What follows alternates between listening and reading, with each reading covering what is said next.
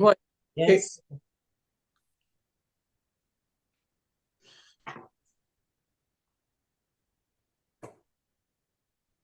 Là, il va falloir que je change ma fenêtre parce que moi, je ne vois pas personne. Ah, hé, Seigneur, j'ai ces affaires-là. Vue, galerie. Ah.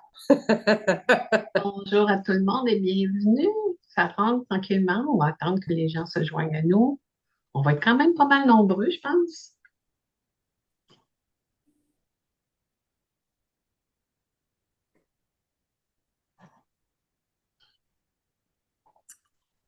Hmm.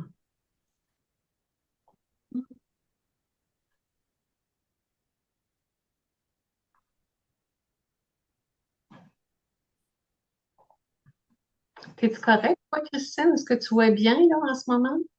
Ben oui, je peux changer de chose de.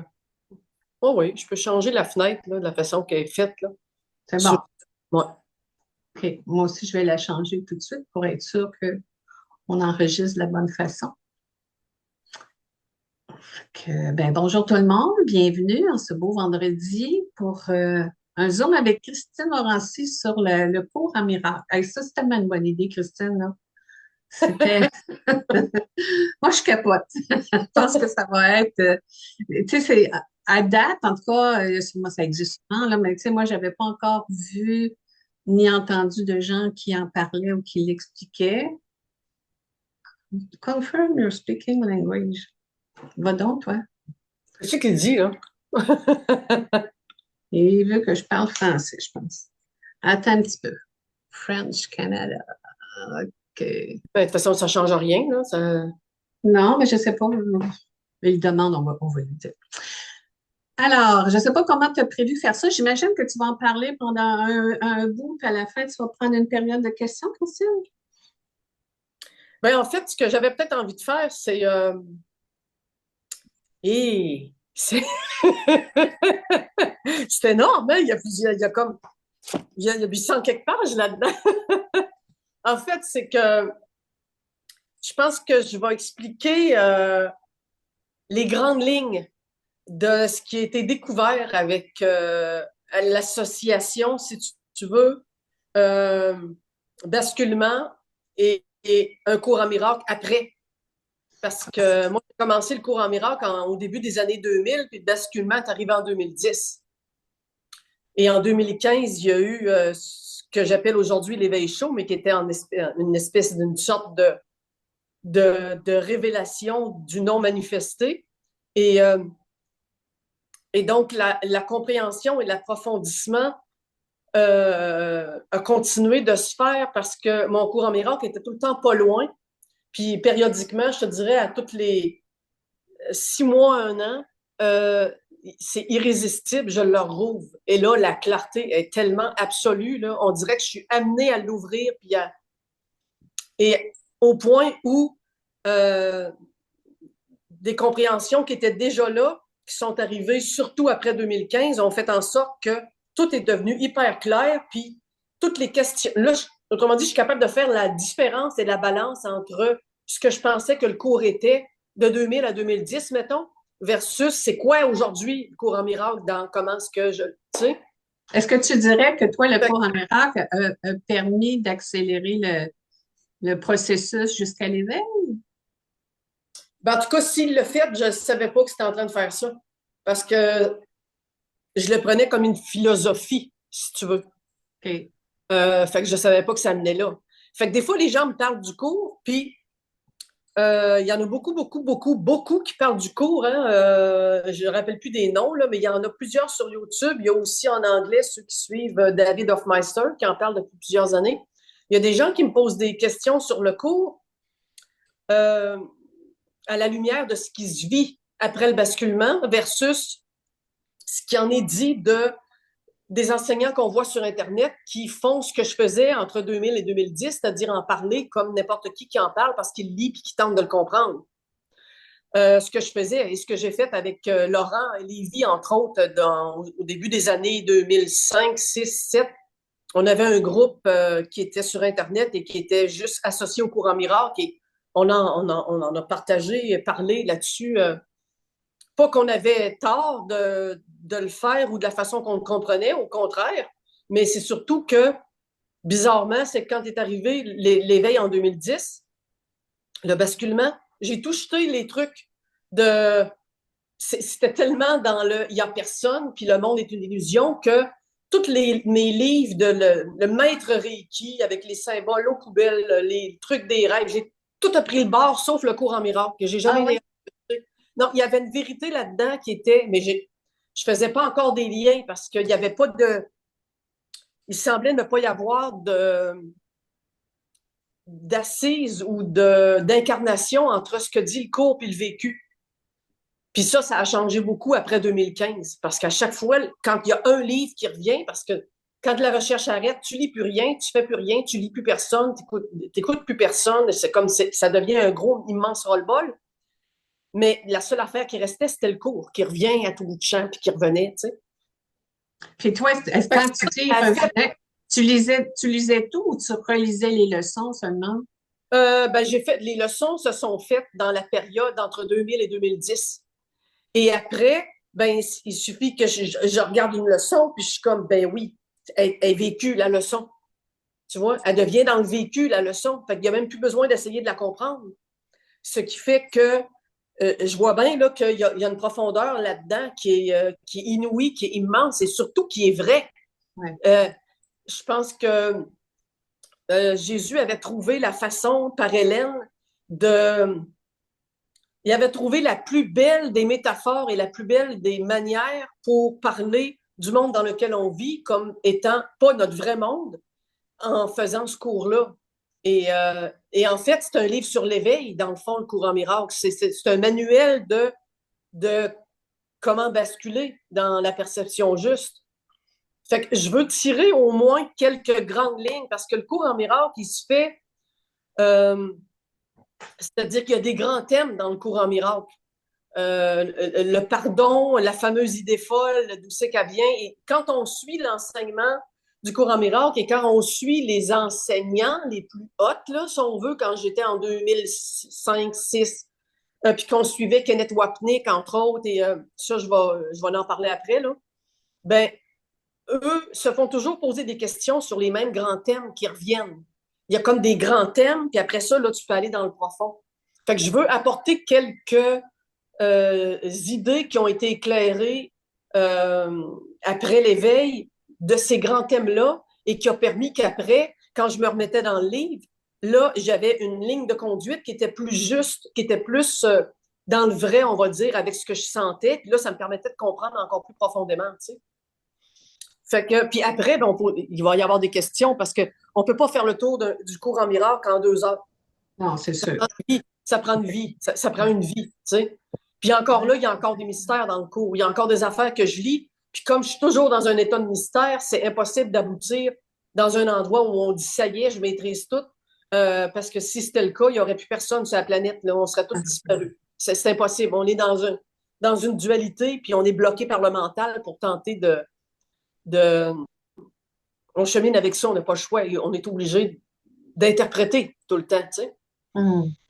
Euh, Fait fait que que les grands thèmes, ce serait ce que tu disais tantôt, le pardon, l'idée folle. Ah ben là, je les sais pas par cœur. Je me suis mis OK. des. Moi c'est plus dans le mental, hein. Fait que je suis plus capable de.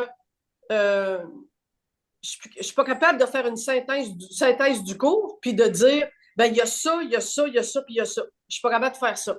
C'est quand je me mets à en parler, j'ai des trucs que je veux pas oublier, qui sont devenus évidentes que ça avait été des compréhensions puis des approfondissements majeurs. Ceux-là, je les ai notés, mais après, ça va être selon. Puis on va être obligé de refaire plusieurs sessions. Ça, c'est certain. Si les gens, ça le tente. La bonne idée que j'ai eue, c'est que tout au long, surtout depuis 2015, quand j'avais des révélations qui étaient vraiment des approfondissements qui étaient immenses, je me faisais des cahiers. Fait que je mettais dans mes propres mots ce qui était ressorti de la compréhension. Euh, je mettais aussi là-dedans des textes tirés direct du cours que je réécrivais pour faire une analogie avec ce que, tu vois, avec comment ce que moi, ça s'était approfondi. Fait que ça, j'ai plein de cahiers de tout ça, là. Je les ai jamais ni édités, ni mis sur Facebook, ni mis nulle part. C'est vraiment ça de l'écriture de table de chevet, là, tu sais. Fait que, il y a quelque chose qu'il faut que je dise à tout le monde avant qu'on commence, avant que je parle un peu des grandes lignes du vécu avec le cours en miracle, c'est que si vous avez jamais lu ça ici, comme ça, Ouais. une brève histoire d'un cours en miracle, il faut lire ce livre-là. OK. À combien de Il pages, faut lire. celui-là? Il faut lire ce livre-là. Ce livre-là a été édité en 2000, je ne sais plus, je pense qu'il y a eu plusieurs éditions. La dernière ici est de 2010. Pour faire une histoire courte, le cours en miracle a été donné, c'est pas du channeling. Il a été donné en écriture tout à fait normale, en vers shakespearien, c'est pas rien, à Helen Schucman, qui était une psychiatre américaine. C'était une femme qui était athée, qui a vécu une enfance particulière, qui a essayé de croire en Dieu, mais qui n'est jamais arrivée. Puis elle est devenue une grande psychologue, psychiatre. Elle a travaillé avec Bill Tedford, qui était son collègue psychiatre aussi. Et toute sa vie, elle a évolué dans une grande clinique américaine. Et quand elle s'est mise à recevoir le cours, elle a eu un rêve, hein, d'ailleurs, elle a eu un rêve ultra lucide, ultra révélateur, là, où elle a vu l'interface du livre du cours en miracle. Et après, ce qu'elle appelait les écritures ont commencé. Puis, quand le livre, elle a écrit ça sur... le livre s'est écrit sur une dizaine d'années. Et dans ce livre-là, c'est le processus de... C'est sa vie et le processus de transcription du cours avec son propre... c'est-à-dire que Hélène, elle n'a jamais parlé au public. Ben, elle a parlé à cet éditeur-là parce que l'éditeur de ce livre-là, c'est le cofondateur de la maison d'édition qui avait accepté de faire le cours en miracle à l'époque. Fait que lui, il a côtoyé Hélène, Bill Tedford, qui était son collègue psychiatre, et il a connecté aussi avec Ken Wapnick, qui est devenu un des enseignants premiers du cours en miracle, qui côtoyait aussi Hélène. Alors lui a fait ce livre-là de première main. C'est-à-dire qu'il a posé toutes les questions à Hélène qu'il voulait poser sur sa vie, sur le processus de transmission, sur le plein d'affaires. Et c'est essentiel. Quand tu lis ce livre-là, là, les synchronicités, la façon dont ça s'est passé, sa vie à elle, tu ne mets plus jamais en doute qu'il a été, non pas channelé, mais qui a été dicté par Jésus. Et elle était athée. Et ça y a pris toute la fin, à la fin de sa vie, elle a elle-même, quand ils ont demandé, elle a elle-même dit qu'elle identifiait formellement la voix de sa main d'écriture comme étant Jésus, que c'était lui qui avait transcrit ça. Elle ne comprenait strictement rien de ce qu'elle écrivait. Et après, je pense, c'est là par cœur, je ne sais plus, peut-être que je fais une erreur, c'est pas grave. Après que le cours a été écrit au complet, après que le cours a été écrit, les 700 quelques pages, elle a su un matin que c'était terminé. Et ça a duré 1 an ou 2 où elle pensait que, OK, c'était terminé. Puis à un moment donné, dans un taxi, bang, ça a recommencé. Écrit. Elle avait toujours un carnet de notes, puis elle écrivait. Et là, ça a été les 365 leçons qui lui ont été dictées, une par jour. Et ça a fait ça 3 fois dans sa vie. Parce que la 3e fois, ça a été le manuel pour étudiants et enseignants du cours en miracle. Fait qu'elle a été obligée de se soumettre et ça a été un processus qui a été très, très, très dur à accepter pour elle. Elle était psychologue. Elle nageait pas dans le New Age, là, elle. Là. Elle avait des cas cliniques de maladies mentales forts, puis elle croyait à rien de ça. C'est peut-être bien pour ça qu'elle avait été choisie, si on veut, là. Mais si ça n'avait pas été de Bill, elle ne sait pas elle-même comment elle aurait reviré là-dedans parce qu'elle a dû consacrer une 15aine d'années de sa vie à finaliser le processus, malgré son mental qui réfutait absolument tout, malgré qu'elle comprenait strictement rien de où ça s'en allait avec ça. Puis la façon dont ça a été édité, de la façon dont ça a été, que la réputation est devenue très, très, très élargie rapidement, ben c'est anormal. C'est juste comme anormal, tu sais. Aujourd'hui, c'est un des livres les plus vendus dans le monde. C'est des millions et des millions d'exemplaires. Puis il y a à peu près aucune langue dans le monde qui ne l'ont pas. Il a été traduit dans toutes les langues. Fait que ça, c'est pour la petite histoire de si vous vous demandez au juste, parce qu'on n'entend pas souvent parler d'Hélène Schuckman, c'était qui au juste la madame, puis comment elle a vécu ça, son processus, ça, c'est essentiel. Ça, là, ça m'a fait, mon Dieu, il devrait rééditer le cours puis mettre ça en préface, là. Il n'est pas gros, là. Ça a 181 pages. Parce que c'est vraiment essentiel. Ça, c'est une chose. Ensuite, ben, quand j'ai commencé le cours, ben, je l'ai commencé parce que je voulais. Je suis tombée là-dessus par pur hasard. Je suis tombée sur le livre Et l'univers disparaîtra, qu'il y en a plusieurs qui connaissent. Et là-dedans, lui, il parlait du cours en miracle. Et en fait, dans son livre, lui, Gary Renard. Il est en contact avec Kenneth, je ne sais plus trop Non, comment.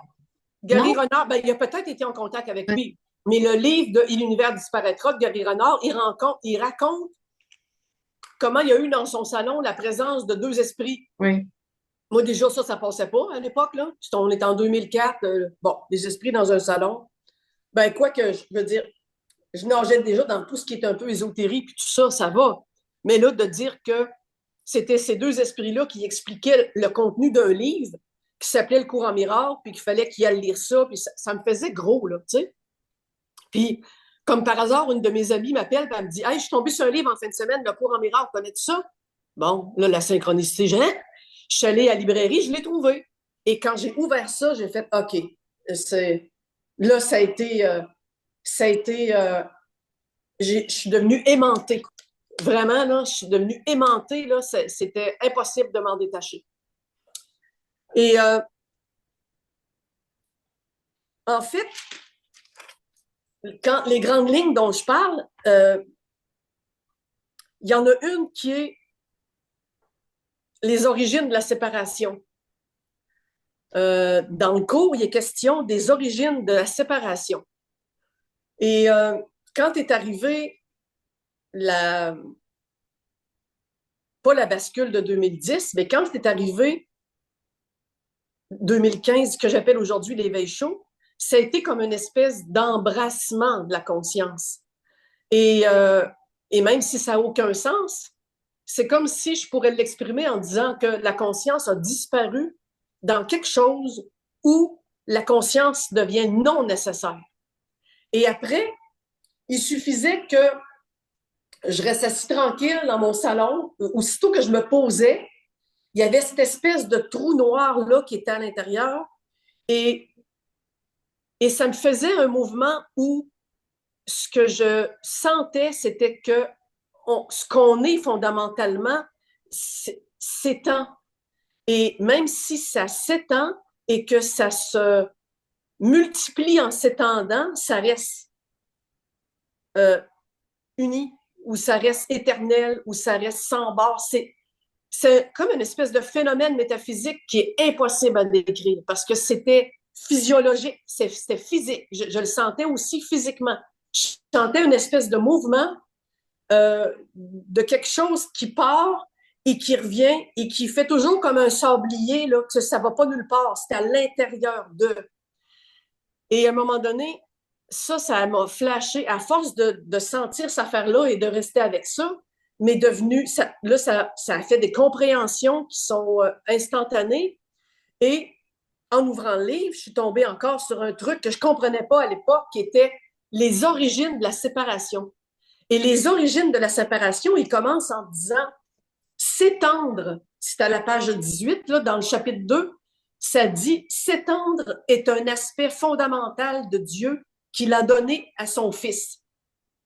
Et là, parce que comme c'est les origines de la séparation, moi, quand je lisais ça, c'est quoi s'étendre? Et là, tout à coup, ça, c'était clair. C'était,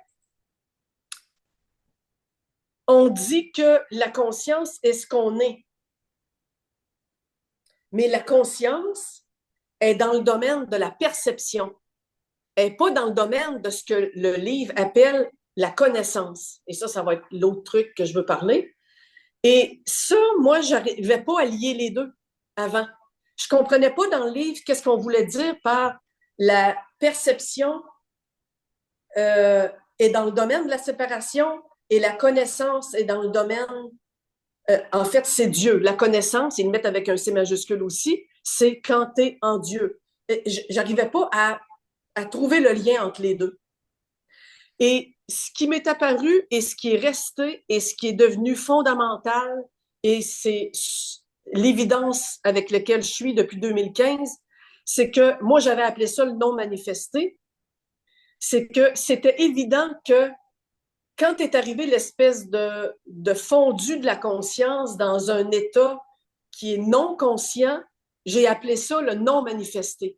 Ça faisait la sensation que pour connaître ce qu'on est et pour se connaître comme on est réellement, bizarrement, faudrait ne pas être conscient. Faudrait ne pas être conscient comme on l'est maintenant. Et ça, c'est devenu tellement clair que tous mes textes et toutes les choses que j'ai faites après ça et de la façon dont j'en parle, quand je parle du manifesté et de la conscience, même la conscience d'éveil qui n'est pas la fin, c'est ça que je veux illustrer. C'est le fait que la conscience s'identifie en pensant qu'elle est quelqu'un et après ça, elle se désidentifie en pensant qu'elle est elle-même consciente, seule et unique. Et on pense à ce moment-là qu'on est dans l'éveil, dans l'un. On dit on est dans le tout, on a rejoint le tout. Mais moi, ça me faisait, il y a quelque chose qui ne marche pas avec ça parce que j'étais dans ce tout-là en tant que conscience impersonnelle quand ça s'est défait et que ça s'est fondu dans quelque chose d'autre. Et ce quelque chose d'autre-là, j'ai compris après coup, en étant dans ces états-là, que je laissais être là et qui m'anime depuis 2015, parce que c'est très différent de ce qui est arrivé en 2010, qui était plutôt la désidentification du personnage. Ben, là, j'ai compris que c'était que la perception, c'est le domaine dans lequel on est. Et que elle, comment? Dans le manifesté. Dans le manifesté. Et qu'elle est obligée, c'est obligé d'être une séparation. Et ça, après, parce que je me souviens jamais du cours par cœur, c'est impossible. Après, en retombant sur le cours, parce que là, comme je dis, il y a des épisodes où de 2015 à, mon Dieu, de 2010 à 2015, j'ai pas retouché. J'ai ouvert ça en 2015 après cette espèce de fondu-là parce que c'est toujours comme un appel bizarre, je le rouvre et je tombe sur des trucs et là, je me rends compte que, OK, c'est ça que ça veut dire. C'est ça que je vis et qui fait, en fait, c'est que ce que je vis fait un sens avec ce qui est écrit. J'ai jamais dit que c'était une espèce de vérité, mais ça fait une profondeur et un sens avec avec ce que je lis et du coup, je comprends clairement le sens du livre. Je me pose plus les questions que je me posais avant. C'est devenu clair. Et il y a, à la page 44, dans le chapitre 3, qui est la perception innocente, il y a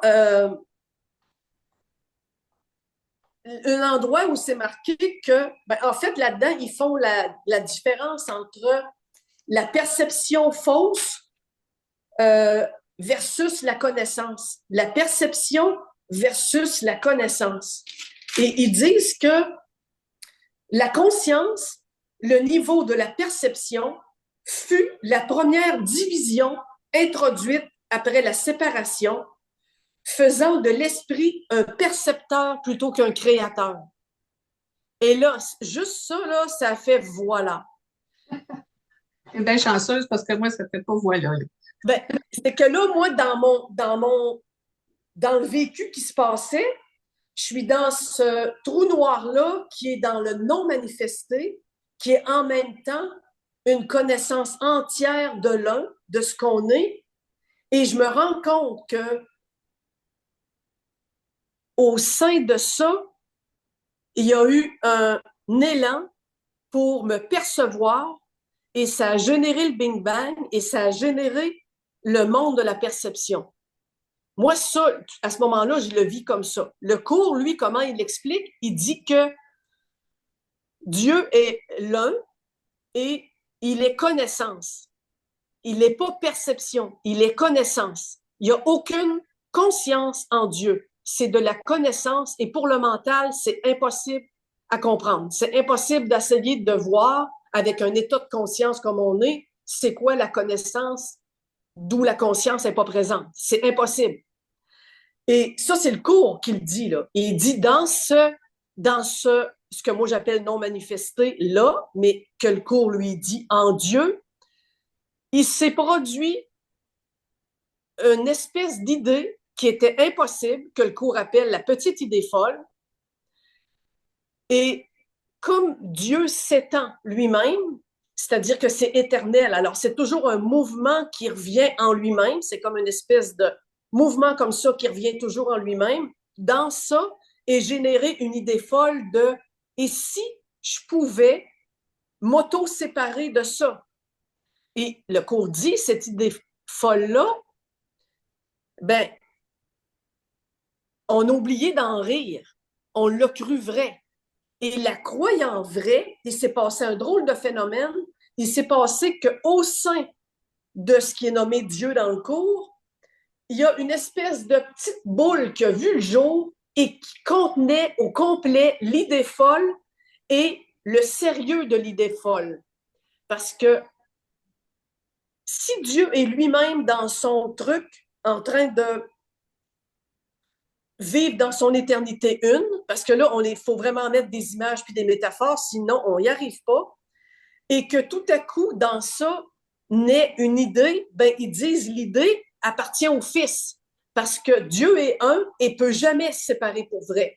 Et Dieu engendre le Fils en s'étendant. Il s'étend lui-même et en s'étendant lui-même, il crée son Fils. C'est pour ça qu'on n'est jamais séparés, parce que le Fils, c'est ce qu'on est en tant qu'esprit et on est au sein de ce un-là, toujours dans la connaissance directe.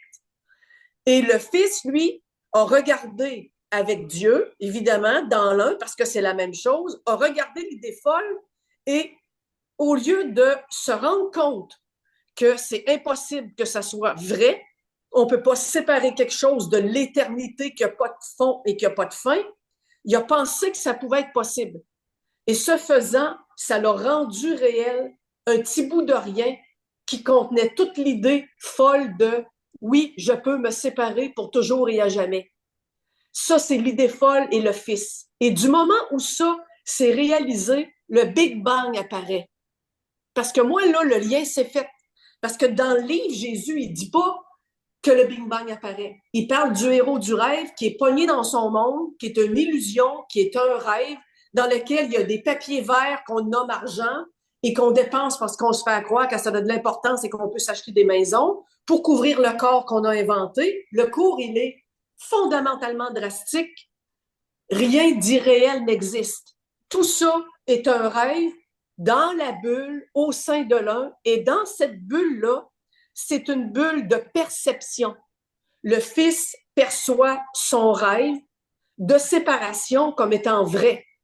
Et comme c'est fait, comme le Fils n'est pas différent du Père parce qu'il est le Père en train de s'étendre tout le temps, le verbe s'étendre, c'est le verbe, c'est la création, ben, sa bulle de monde qui pense réel, dont il a oublié de rire et qui a rendu vrai parce qu'il l'a pris au sérieux, elle devient réelle pour lui. Exactement comme on pense qu'un rêve de nuit, des fois, est réel. Il faut vraiment qu'on se réveille pour dire, ma foi, c'était juste un rêve. C'était donc bien vrai. On est pris dedans. Alors, lui, son manuel, Jésus, c'est comment se déprendre de cette bulle-là.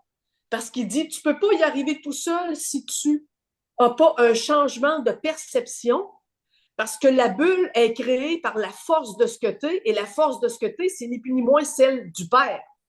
Parce que tu n'es pas séparé de lui. C'est une illusion, la bulle, et le monde qu'il y a dedans, c'est une illusion.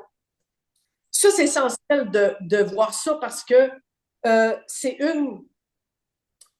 un des piliers fondamentaux du cours et c'est une des questions et des thèmes qui revenaient le plus souvent. Kenneth Wapnick a été pendant des années à faire des gros, je pense que c'était le mouvement Inner Peace, quelque chose en anglais. C'était un gros mouvement. Ça existe encore là, parce qu'il y a plein de groupuscules puis de groupes. Là. Lui, il a été un des hôtes à partager là-dessus. Il a démêlé plein de trucs. Et il se faisait constamment demander on est où et pourquoi il y a une séparation? Il dit il n'y a pas de séparation. il y a la croyance qu'il y a une séparation, mais cette idée folle-là est au sein de la connaissance. Et la connaissance, c'est pas la perception. Et quand je suis tombée là-dessus, là, ça a été tellement fondamental parce que moi, dans le truc en 2015 qui est arrivé, qui a duré 3 jours et qui a changé la perception de façon drastique et qui est resté, c'est fondamental, c'est devenu comme OK. C'était vraiment le fait que c'est impossible qu'on se soit séparé de l'un et c'est impossible que ce qu'on est réellement soit dans la perception. Parce que la perception, ça prend quelque chose pour percevoir et ça prend un acte de percevoir. Et juste ça, c'est deux. Le fait même d'être capable de voir et de percevoir est déjà deux. Parce que tu ne peux pas percevoir sans qu'il y ait rien. Dans le non manifesté, il n'y a strictement rien à percevoir, mais il y a la connaissance d'être. Et la connaissance d'être, c'est vraiment ce que Jésus parle tout le long quand il nous ramène au fait que Dieu, c'est la connaissance et qu'il n'y a aucune manière pour lui, et ça c'est désastreux là, quand on commence le cours, là, de savoir même que son fils est perdu dans une bulle au cœur de lui-même en tant qu'esprit, à être en train de s'imaginer qu'il est dans un monde. Il ne peut pas le sortir du monde. Et comme ça, parce que ça se fait à la vitesse de la lumière, le Big Bang, comme ça est quand même connu par Dieu, pas perçu, mais connu, au moment même où le Fils est plus capable de se dépêtrer parce que le Big Bang est arrivé, parce que le premier niveau de séparation conscient est arrivé, la seule chose qu'il peut faire pour répondre à ça, c'est de dire ça n'a jamais existé parce que ton rêve de te séparer de moi ne peut pas être réel, c'est impossible. Et pour te souvenir de ça, je vais t'envoyer le Saint-Esprit. Ça, c'est le Saint-Esprit du cours en miracle. Le Saint-Esprit, c'est on dit la voix de Dieu. Dans le cours, ils disent la voix de Dieu. Ils l'identifient aussi comme le lien de vérité qui souffle à l'oreille du Fils tout le temps pour lui dire réveille-toi, ton rêve n'est pas réel. Ça, c'est le Saint-Esprit, qui est une autre des grandes questions qui arrivent. Et Ken Wapnick lui dit, quand les gens me disent pourquoi la petite idée folle est arrivée, il ramenait en disant elle n'est pas arrivée. Le Fils pense qu'elle est arrivée. Et comme il y pense avec toute la force du Père, ben, il est pris dans sa bulle parce qu'il il la rend réelle. Il la rend réelle pour lui. Et ça, c'est fondamental dans le cours. Tu t'en rends réel ton monde pour toi-même. Il n'a jamais existé. Fait que la métaphysique fondamentale du cours, c'est Dieu est une connaissance et la connaissance qui n'est pas de la perception. Et c'est devenu perception par la magie du Fils qui s'est demandé est-ce que ça fonctionnerait si je me séparais du Père? Pourquoi le cours est dur à comprendre? Parce que dans cette optique-là de dire que le Fils s'est demandé est-ce que je me séparerais du Père, qu'est-ce que ça ferait? Le simple fait de jongler à cette idée-là en tant qu'esprit se connaissant dans l'être un a fait en sorte que ça a mis du pouvoir à son idée. Et plutôt que la balayer en partant à rire, il a jonglé avec l'idée au point où il s'est senti coupable, il s'est senti mal parce qu'il avait l'impression qu'il ne pouvait plus revenir en arrière. Et ça a fait que c'est devenu tellement intolérable dans son esprit qu'il a projeté la sensation d'être aux prises avec quelque chose qui ne pouvait plus se dépêtrer. Il a projeté ça à l'extérieur. Et c'est ça qui a formé la bulle de l'idée folle, le Big Bang, qui devient de la matière, de la perception. Et dans le livre, je ne sais pas si là je l'ai proche, il dit aussi une place que il dit en fait que un coup que ça a été fait, il n'y avait plus possibilité de revenir en arrière. Mais c'est pour ça que le livre nous dit tout le long, il ne s'est rien produit, puis Dieu est encore là, puis il t'attend. Parce que cette idée folle-là, qui est notre monde dans lequel on vit, qui est le Fils qui est pris un peu dans son truc, ça ne s'est jamais séparé pour vrai. Et la façon de revenir à Dieu, c'est pas de juste nier la bulle parce qu'on n'est pas capable de le faire, parce qu'elle est faite avec notre pouvoir. Et notre pouvoir, lui, il a donné la vie. C'est de pardonner le fait qu'on a projeté la croyance qu'on avait réussi à se séparer. On a réussi à se séparer. Quelle affaire? Qu'est-ce que j'ai fait là? Qu'est-ce que ça a donné? Et ça, c'est dans le temps, parce que cette bulle-là, elle devient avec un temps. Dans le temps, cette bulle-là, ben, c'est nos dinosaures. Ça fait des milliards d'années, là. Ça fait des milliards d'années que c'est entretenu avec des divisions, des surdivisions. Et ça, il en parle quand on va au chapitre 18, la disparition du rêve. Il dit une place que il explique que comment qu'on a fait pour fractionner, que ça s'est fragmenté. C'est qu'au moment où, dans le 1, le Fils qui fait partie du Père, qui est toutes ses créations, en fait, toutes des créations, du moment où le Fils se demande s'il pourrait substituer la réalité, ça s'appelle comme ça, le chapitre 1, la réalité substituée, et qui jongle avec cette idée-là, ben, la séparation du moment où le Big Bang arrive est déjà entamée, là. Et le fils, il reste pris là-dedans à penser que qu'est-ce que j'ai fait là, qu'est-ce que j'ai fait là. Mais comme il veut pas s'asseoir avec l'idée qu'il n'est jamais rien arrivé, peut-être je me suis juste trompé, ben il l'entretient. Et ça s'entretient depuis des milliers d'années. Et ça, c'est textuel dans le cours, là, c'est écrit. Il commence en disant substituer, c'est accepter à la place. Si tu voulais seulement considérer exactement ce que cela entraîne, tu percevrais immédiatement à quel point cela est en désaccord avec le but que le Saint-Esprit t'a donné. Il dit, tu es peut-être surpris d'entendre à quel point la réalité, la connaissance, est différente de ce que tu vois, la perception. Tu ne te rends pas compte de l'immensité de cette seule erreur. C'est une erreur, la perception. C'est l'erreur d'avoir cru qu'il était possible de me séparer. Cette erreur était si vaste et si complètement incroyable qu'un monde d'une irréalité totale devait en émerger. Et là, Ken Wapnick, lui, s'amuse à prendre le concept de culpabilité qui est au centre du livre et à dire c'est normal parce que en tant qu'esprit, il y a tout à coup cette idée-là, on est les créations de Dieu, mais on fait toute partie de lui, comme un diamant, et tout à coup, on ne sait pas pourquoi, il émerge une idée que est-ce que je peux me sortir de là? Et quand cette idée-là est caressée et crue un peu pour vrai, et il dit dans le cours, il faut admettre que c'est ce que tu voulais faire. Ben, à un moment donné, il devient, quand on s'aperçoit que c'est vrai et que le Big Bang arrive, tout à coup, on est projeté dans la perception, ne serait-ce qu'en tant que molécule de planète à venir.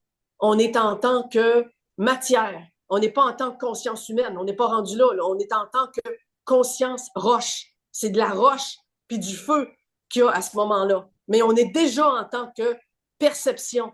Et là, on perd le souvenir de l'esprit un qu'on était, qu'on est toujours en tant que père, en tant que dans le père, parce qu'on est devenu dans cette patente-là.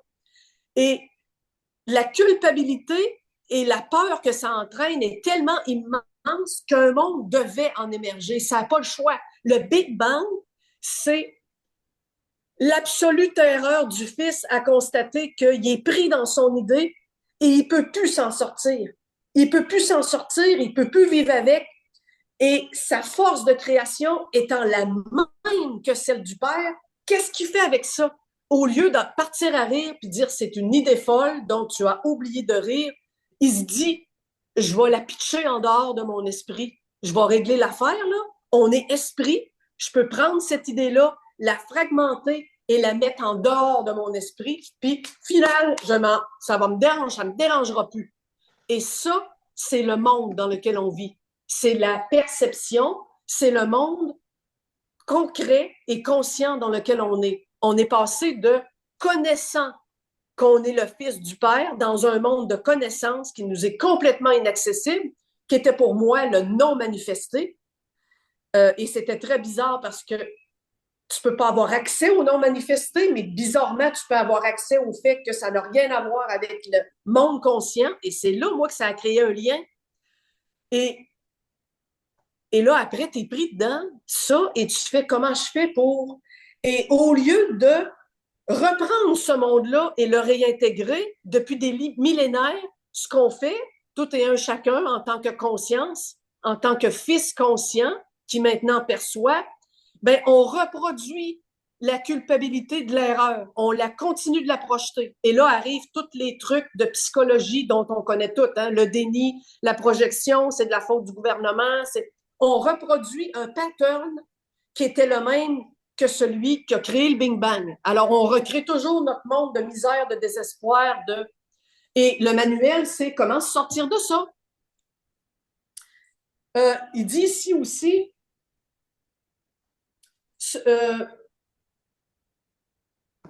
bon, un monde d'une réalité totale devait en émerger. Quoi d'autre pouvait-il en sortir?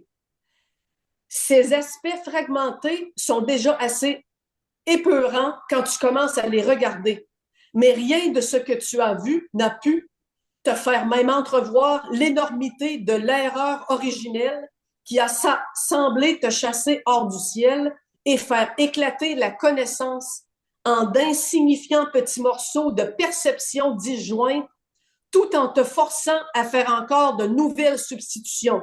Ça veut dire que là, on a le Fils qui est en tant qu'esprit, mais pris dans sa bulle en tant que conscience et qui fait des subdivisions. Il commence par des roches, il commence par des anibes, il commence par de l'eau, ça fonctionne pas. Il fait des tétards, il fait des êtres de plus en plus, il fait une grenouille, il finit par faire des dinosaures, il fait des oiseaux, il fait des animaux, il fait des humains, et on en est là aujourd'hui. Ce fut la première projection de l'erreur vers l'extérieur. Le monde surgit pour cacher et devient l'écran dressé entre toi et la vérité sur laquelle elle fut projetée.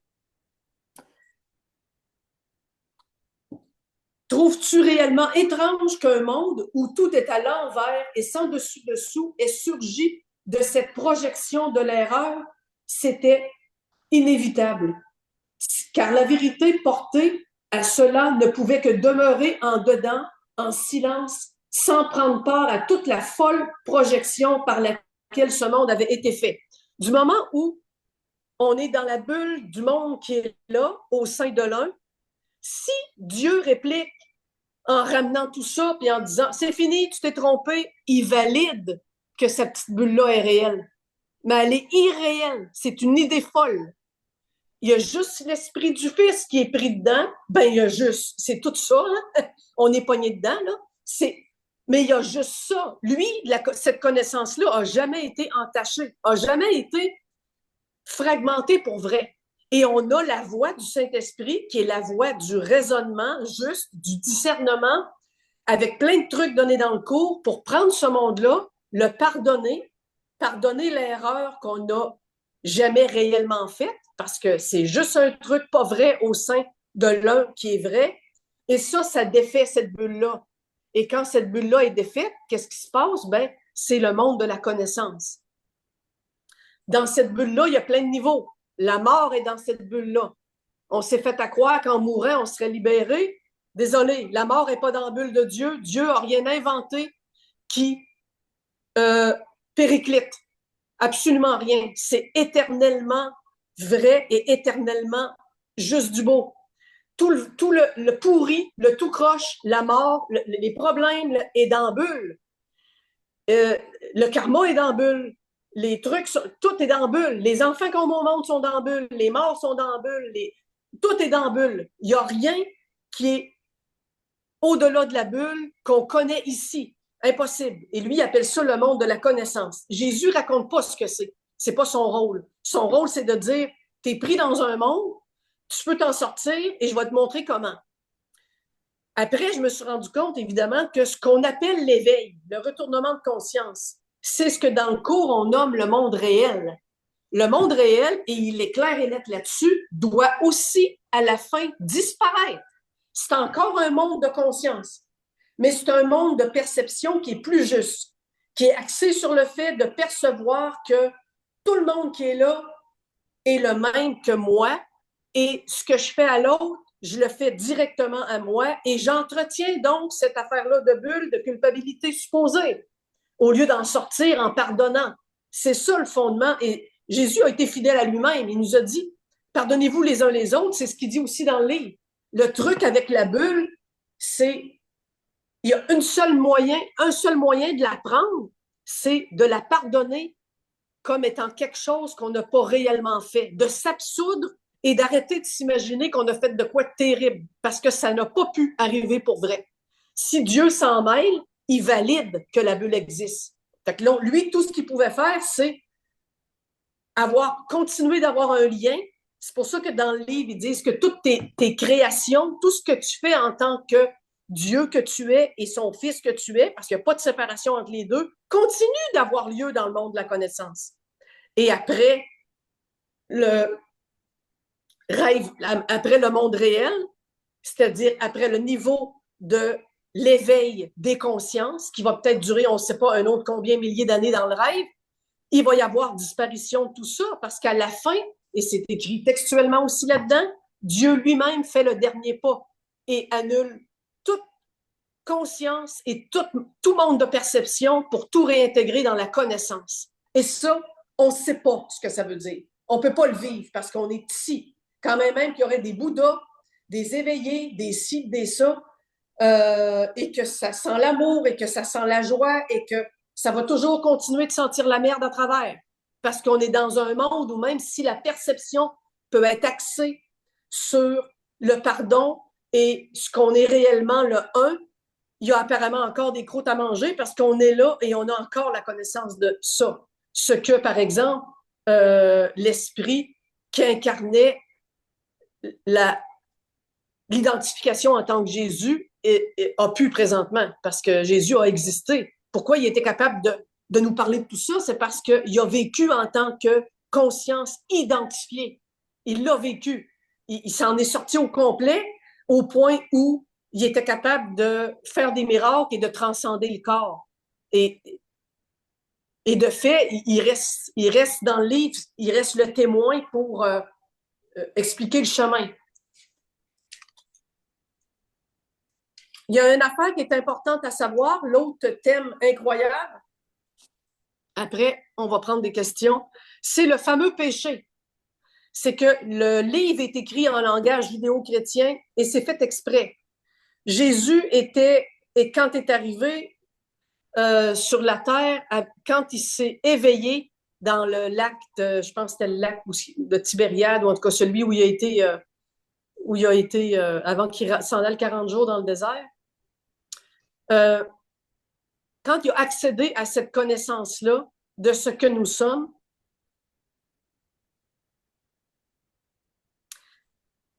je me souviens plus ce que j'allais dire. Oui, c'est ça. Il y avait affaire à un monde gouverné par les Juifs avec la Bible. Le Nouveau Testament n'était pas écrit. Là. Ça, tout ce que l'homme a fait après, on met ça de côté. Lui, il s'éveille, il se rend compte qu'on est le un, on est un, il a accès à la perception juste, il a accès au monde réel. Par le fait même, il voit que son frère, c'est lui-même. Il se met à prêcher à sa façon les paraboles. Aimez-vous les uns les autres. Il dit dans certaines paraboles, vous qui péchez, bon, il emploie des mots comme ça. Et il essaye de défaire l'idée, parce qu'à l'époque, il y a des Juifs.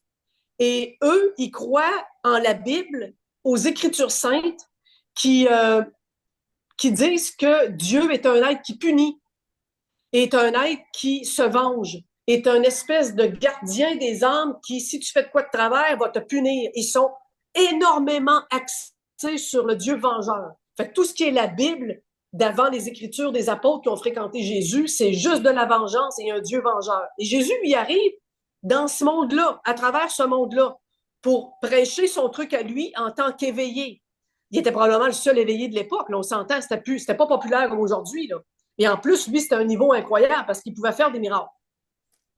Euh, et il se bat avec toute la doctrine qu'il y a à ce moment-là et que aussi, à chaque fois qu'il y a des écritures saintes qui sont traduites, elles le sont par les Grecs et les Romains.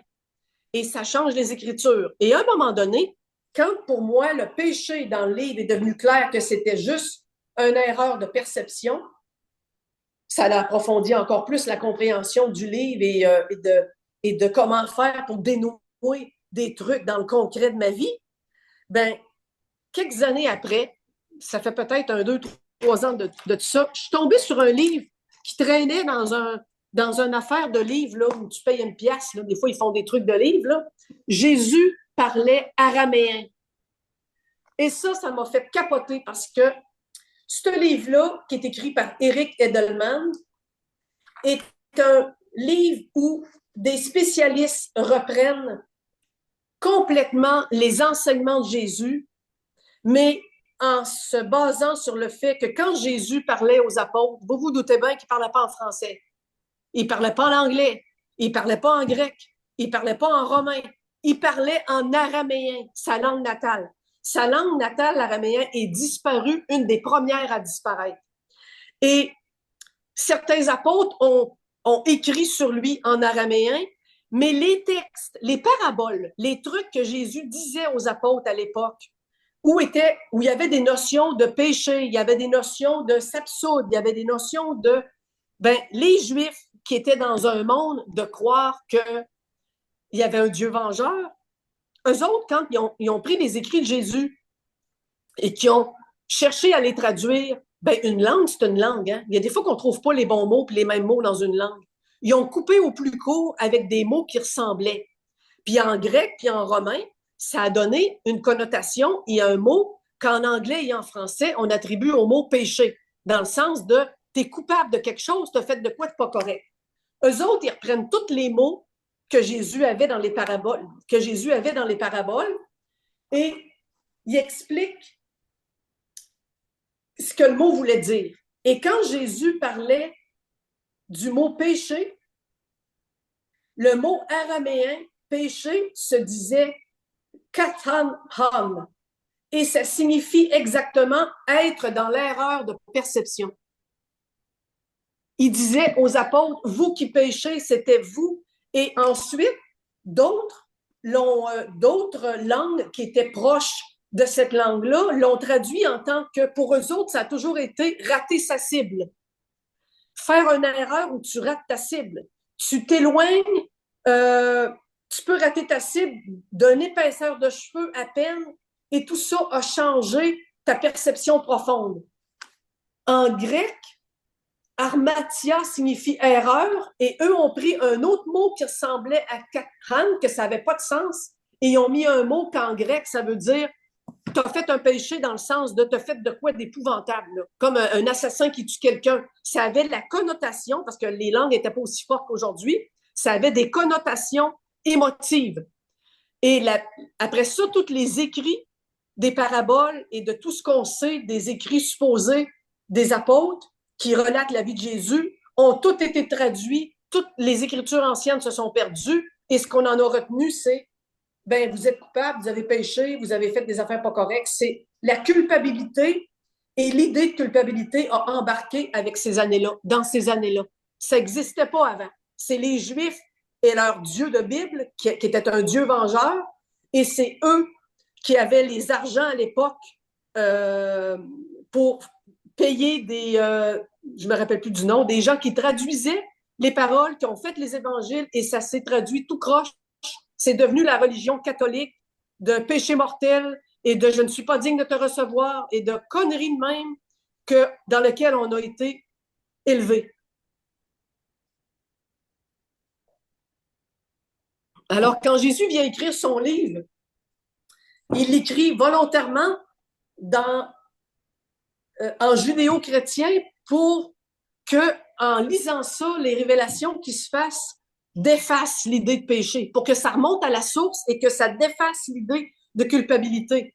Parce que c'est de ça dont on se sent coupable. On pense qu'on s'est séparé, Et on s'est tellement senti mal de ça qu'on a fabriqué un monde pour mettre notre malaise en dehors, puis le voir chez quelqu'un d'autre, le voir dans un autre système.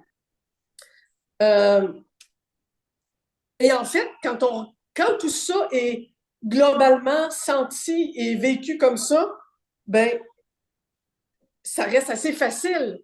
C'est-à-dire, c'est simple. C'est peut-être pas facile à mettre en pratique, mais c'est simple, puis c'est drastique, puis c'est à l'image du début quand ils disent que rien d'irréel n'existe. On a juste à prendre la leçon 1, puis ça commence, première leçon, rien de ce que je vois dans cette pièce, dans cette rue, ou dans cette fenêtre, ou dans ce lieu, ne signifie quoi que ce soit. Je veux dire, ils disent à plusieurs places dans le cours, tu as, le pouvoir du fait que tu es le Fils de Dieu, tu as le même pouvoir que lui de simplement réfuter ce que tu vois et ça en est terminé. Pourquoi qu'on ne le fait pas? Parce qu'en dessous, la chaîne de culpabilité de croire qu'on y est arrivé, parce qu'apparemment, on y est arrivé, hein, apparemment, là, on est tous là, elle est tellement profonde que c'est un iceberg comparé à une petite pointe, là. Fait que notre intellectuel, notre mental, il voit ça, il fait de la méditation, il s'éveille, il fait des trucs, puis il se dit, ben oui, on est un, ben oui, on est donc ben beau, ben oui, on est donc ben fin. Mais en dessous, l'iceberg, là, qui est là, c'est toute la force et la puissance qu'on a eue en tant qu'esprit de se sentir coupable que ça avait marché pour vrai, notre idée folle de se séparer, qu'on ne veut pas voir, qu'on a mis dans le monde. Et elle, en sourdine, a fait sa job. Et on la met, cette idée-là, quand elle n'est pas assez forte en dehors, on la met dans le corps. Et là, on devient malade, on meurt, on la propage un peu partout. Parce que la seule affaire qu'on ne veut pas, c'est de regarder en dedans, dans l'esprit qu'on est, pour s'apercevoir que c'est complètement fond-fond. Ça n'existe pas. Et le fameux éveil froid, je ne suis personne, lui, c'est ça qu'il vient faire au début. Il vient te rendre compte que le monde est du carton-pâte. Ce que tu penses que tu es, avec tous les péchés supposés qui viennent avec, n'existe pas. C'est des mécanismes. Et après, petit à petit, tu peux être plus dans le pardon et de prendre un mécanisme à la fois pour le défaire parce que tu es armé d'une évidence que ce dans quoi tu vis, c'est ton propre monde inventé. À l'extrême, quand tu arrives à l'éveil chaud, qui te montre à quel point c'est le un et que tout ce que tu es, tu l'as inventé, ben tu arrives au même point. Tu es capable de le prendre puis de l'embrasser. Dans le livre, ils disent que tu nies ou que tu embrasses, il n'y a pas de différence. Choisis ce qui te plaît. Parce que tu as fait une bulle et tu penses qu'elle est réelle et la façon de t'en sortir, c'est pas d'arrêter de projeter dedans. C'est d'en être responsable, de t'en sortir et de t'appuyer sur le fait que ton innocence a jamais été impactée. Elle est toujours restée en Dieu. C'est impossible de se sortir de soi-même. Et tout ça, là, ça m'était impossible de ni même le concevoir, ni même le vivre et le laisser s'ancrer pour que ça soit effectif de plus en plus avant le deuxième gros truc de 2015, là, où tout l'état de conscience a apparemment disparu dans quelque chose qui était un savoir, mais impossible à mettre en mots. Un savoir où, pour être capable de le conceptualiser, il faudrait être conscient, puis la conscience est complètement à l'opposé de ça. Est-ce que je t'ai lu une première question, hein, Christine? Oui, OK. Juste pour parler de Jésus, parce qu'il y a peut-être une confusion entre le Fils puis Jésus. Ici, il y a quelqu'un qui dit, j'ai entendu dire que Jésus était un avatar majeur qui vient pour établir le dharma lorsque les hommes partent en vrille. En tant qu'avatar, il vient avec la connaissance et c'est cela qu'il est.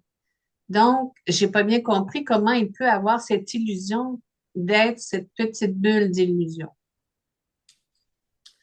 Ben, Jésus est un homme qui s'est incarné. Fait que dans la bulle, il y a le Fils de Dieu. Et le Fils de Dieu n'est pas différent de Dieu. C'est la même affaire en tant qu'idée. Dans le cours, à un moment donné, ça vient mélangeant parce qu'ils disent le Fils de Dieu est l'idée de Dieu. qu'il chérit en s'étendant lui-même à travers le Fils. Fait que c'est ce qu'on est esprit. Ça n'a rien à voir avec la matière et la conscience. C'est la matière consciente. On est dans une totalité en tant que connaissance d'être. Ce qui rapproche le plus, c'est le fait qu'on se sait exister. Pas qu'on perçoit, qu'on se sait exister. C'est une connaissance.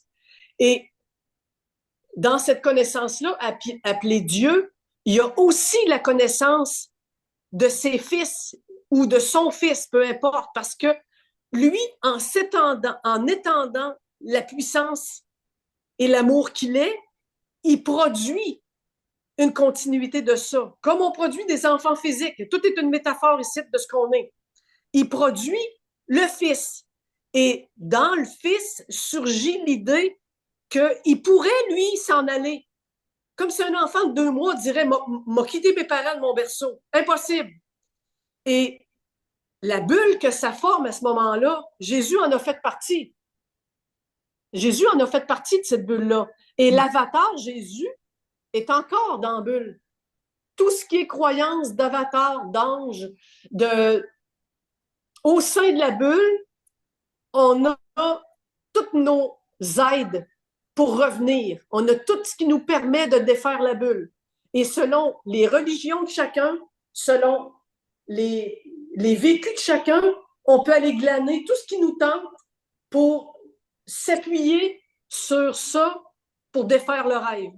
Et les avatars, Bouddha, ce que tu voudras, peu importe la religion, sont toutes dans la bulle. C'est des idées. L'idée d'un avatar est une histoire qu'on raconte dans la bulle pour éviter de regarder qu'on est nous-mêmes un avatar. On est le Fils de Dieu. Il n'y a absolument rien. Oui, la bulle est le manifesté du non manifesté. C'est ça, moi, c'est ça qui est devenu l'évidence et que j'ai nommé non manifesté. Parce que le manifesté, pour moi, c'était le fait de la matière qui est déjà consciente à la base, même si elle n'a pas de conscience d'être conscience. Dans la roche, il y a de la conscience, il y a des cellules, il y a de la conscience, et qui s'est multiplier et multiplier et multiplier et multiplier et diviser tout le temps dans le but de ne pas voir l'iceberg d'erreurs qu'on pense avoir faites, qui était je me suis séparée pour vrai, ça a marché. Et je suis restée, c'est fou parce que quand le livre venait, et que je retombais dedans pendant des jours, des semaines, des fois ça durait des mois. C'était une contemplation. Je pouvais rester assis dans ma banquette là, devant la fenêtre et j'avais des révélations et des contemplations du système, de comment ce système-là marche, avec comment en profondeur ce réseau-là se structure, même au niveau psychologique, les uns entre les autres. Et, euh, et ça a clarifié que ce qu'on était ici, ce qu'on est manifesté, mais c'est ce qu'on pense être. C'est la bulle. C'est la petite idée folle qu'on a mis tellement vrai que plutôt que d'en rire puis dire on peut pas, on est au sein du Père, on peut pas se séparer, on peut pas faire un monde à part de lui. On y a tellement cru qu'on a inventé notre monde au sein de lui-même. Et moi, j'ai appelé ça le manifesté, le monde concret, le monde de la conscience versus le non manifesté dans le sens du non concret, qui n'est pas quelque chose qu'on peut mettre des mots dessus, qui est ni une histoire, ni une émotion, ni un sentiment, ni une croyance, ni un ange, ni un fantôme, ni un monstre, ni n'importe quoi. Tout ça est dans la bulle. La connaissance, c'est pas de mourir puis devenir un fantôme puis de communiquer que c'est sa mère qui est décédée. Ça n'a rien à voir. La connaissance, c'est Dieu tel qu'il est resté, immuable, et le Saint-Esprit qui peut se promener entre les deux mondes parce il est le lien. Il est le lien qui se poursuit toujours, même si toi, tu penses être enfermé dans ton truc.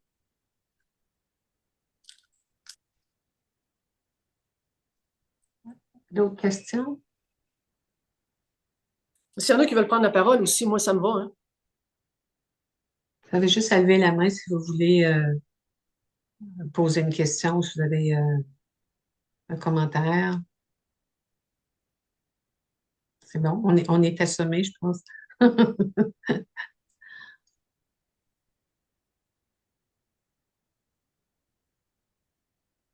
Ah, pourquoi on insiste autant sur la notion de pardon, juste pour qu'on se rappelle ce qu'on a oublié qu'on était?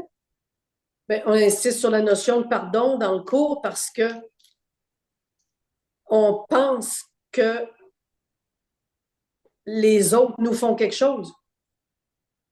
Si tu veux pas voir l'énorme bêtise que tu as faite, un enfant de 3 ans qui a fait une bêtise immense, puis la maîtresse d'école arrive, elle dit, c'est qui là? C'est lui.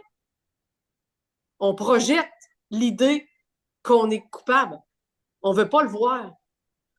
Euh, et le monde a servi le monde sert à projeter l'idée qu'on est coupable de s'être séparé. Alors, tu fais quoi pour défaire un monde avec ça? Tu te pardonnes en rajoutant je me pardonne ce que je n'ai pas réellement fait. Et si ton voisin te fait quelque chose de désagréable, ben, si tu restes avec l'idée que ce qu'il a fait est terrible et que c'est toi la victime, tu continues d'entretenir l'idée que la culpabilité d'origine d'avoir cru t'être séparé de Dieu, elle t'appartient pas, à rien à voir avec toi, tu veux pas la voir, puis tu continues de la projeter dans l'autre sous forme de il a planté sa clôture chez nous, il n'y avait pas d'affaire à faire ça. Si tu agis dans le monde, mais en gardant dans ton évidence vécue le fait que ça, c'est une projection de l'erreur originelle que tu penses que tu as faite, tu es capable de prononcer les paroles je te pardonne ce que tu n'as pas réellement fait. Parce que le monde, il faut l'aimer. Et on ne peut pas l'aimer si on n'a pas une formule pour se rendre compte qu'on est obligé de ramener en nous la sensation d'avoir fait de quoi de travers. Avec la parole de Dieu qui dit tu es complètement innocent. Ce que tu as fait, tu ne l'as pas fait pour vrai et tu ne le feras jamais pour vrai. C'est pas arrivé. Réveille-toi. Ton innocence n'a jamais été impactée. Tu as cru avoir fait quelque chose. Tu ne l'as jamais fait. Je lis la prochaine question. Du coup, toutes les instructions qu'on a pour voir la bulle, ce n'est que l'absolu qui s'instruit lui-même. Ben oui, parce que parce qu'on n'est pas séparé du Père. On pense qu'on l'est. Et tout le mystère du cours en miracle tient là-dessus. On pense qu'on est séparé et donc on vit notre réalité qui a absolument rien à voir avec la réalité de la connaissance. Mais comme c'est juste une idée, c'est une idée qu'on est en train de vivre. C'est l'idée qu'on est séparé. C'est pas un vrai monde. On vit dans un rêve de nuit qui a lieu aussi le jour, qui se fait le jour, la nuit, le jour, la nuit, le jour, la nuit, indéfiniment depuis des milliards d'années. Et pendant ce temps-là, pendant qu'on vit notre idée, concrètement, qu'on vit notre idée tellement on est hot et on est fort parce qu'on l'a rendu réel, on est toujours absolu. On est toujours Dieu et le fait qu'il s'étend, donc on est capable d'étendre l'amour que l'on est et on n'est jamais sorti de là. Alors si en tant que fils, on prend sur nous autres le fait qu'on est capable et on a ce qu'il faut à cause de la voix du Saint-Esprit qui est resté le lien, qu'on a ce qu'il faut et qu'on peut étendre l'amour comme lui étant l'amour qui est la seule réalité vraie, qui est l'éternité, ben, on pardonne le monde. Mais il faut le faire plutôt qu'écouter Netflix. Je veux dire, c'est parce que l'humain, lui, il continue la projection. Il la continue. Parce que la continuer assure sa survie en tant qu'ego. Hein. L'ego est un grand concept aussi, est une idée centrale dans le cours, évidemment. Là. Fait on continue ce qu'on veut faire. Ce qu'on veut faire, c'est réussir à ne pas voir à quel point on se sent coupable. C'est ça qu'on veut faire. Je lis les commentaires suivants. Quelqu'un dit, ça me fait penser au Neti Neti de Nisargadatta, le pardon. Ensuite, on dit, le cours permet de voir le mécanisme de la pensée dans le système de projection et de perception. Mhm. C'est ça? Donc, je suis l'absolu. Pourquoi ça marche pas toujours quand je veux plus percevoir tout ce bordel?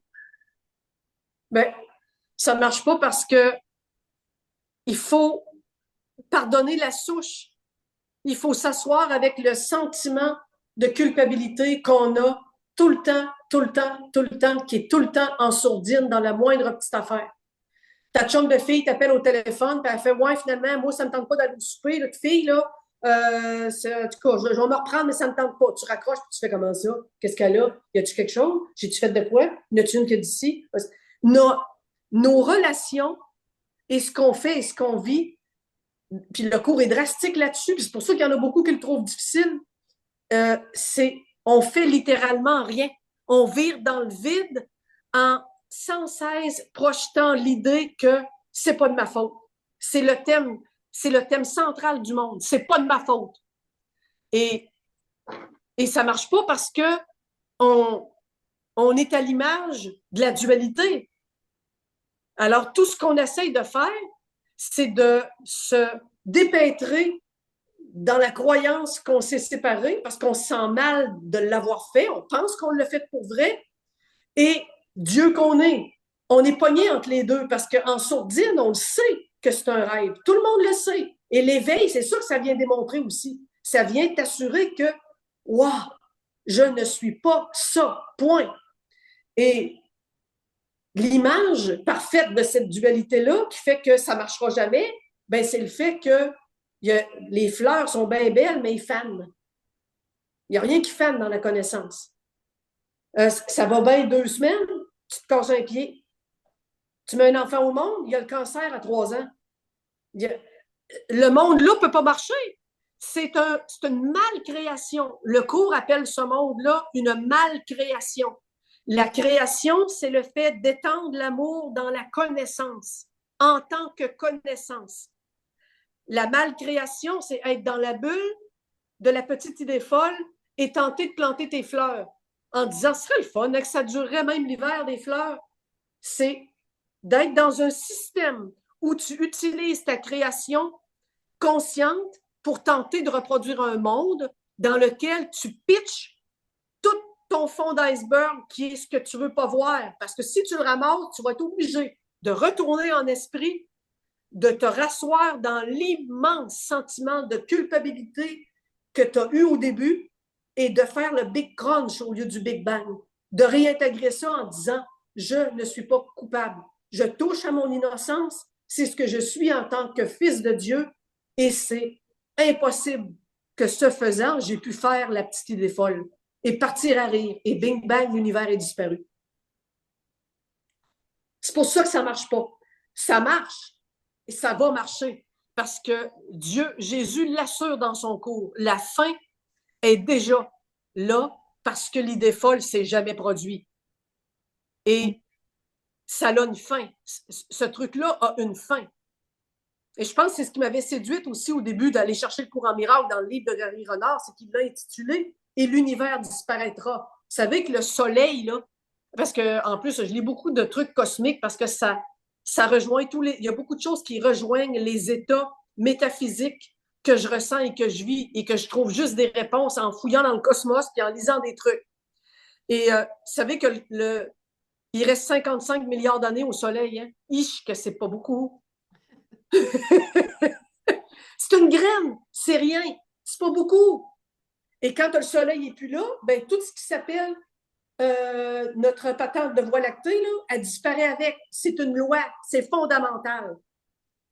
Fait que et ça, c'est rassurant parce que c'est la connaissance, la bulle de tout ça, là, c'est petit à petit, dans le temps, que tout le monde s'éveille. Ben, à la fin, c'est pour réaliser qu'il n'y a jamais eu de temps. On a cru faire un temps, on a cru faire un monde, on a cru s'être séparés. Cette idée folle-là n'est pas une catastrophe dans le cours. Jésus ne dit pas que c'est une catastrophe parce que s'il disait que c'était une catastrophe, il validerait qu'elle a lieu. Mais il dit, c'est une catastrophe que tu penses qu'elle est réelle. Parce que cette catastrophe-là, que tu penses que tu l'as mis réelle, te la rend réelle. Et tu es pris dedans. C'est comme le même processus qu'un rêve de nuit. Personne ne s'en fait du mystère de se coucher, de changer d'état de conscience et de rêver la nuit. On se réveille le lendemain, j'ai fait un rêve bizarre, hein? C'était donc bien bizarre. Puis on va travailler, puis on pense que notre vie de jour est réelle. Il dit le cours, toute ta vie se passe à rêver, de jour comme de nuit. C'est fascinant. C'est une fascination, ce livre-là, parce qu'il n'y a personne d'autre que Jésus qui a été capable de faire un truc métaphysique aussi profond qui nous donnait les clés de comment s'en sortir d'un bout à l'autre. C'est sûr que ça fait penser à Nisargadatta. Oui, parce que dans l'éveil, c'est ça. La première étape, c'est de se rendre compte que le monde n'est pas réel. Puis la deuxième, c'est en éveil chaud, de le pardonner, de le ramener, de se réincarner dedans plutôt que de se sauver. Parce que se sauver, tu vas être encore dans un avatar, un ange ou Dieu sait quoi, et de défaire le monde à la source. Quelqu'un dit, le Fils est celui qui a cru l'idée folle.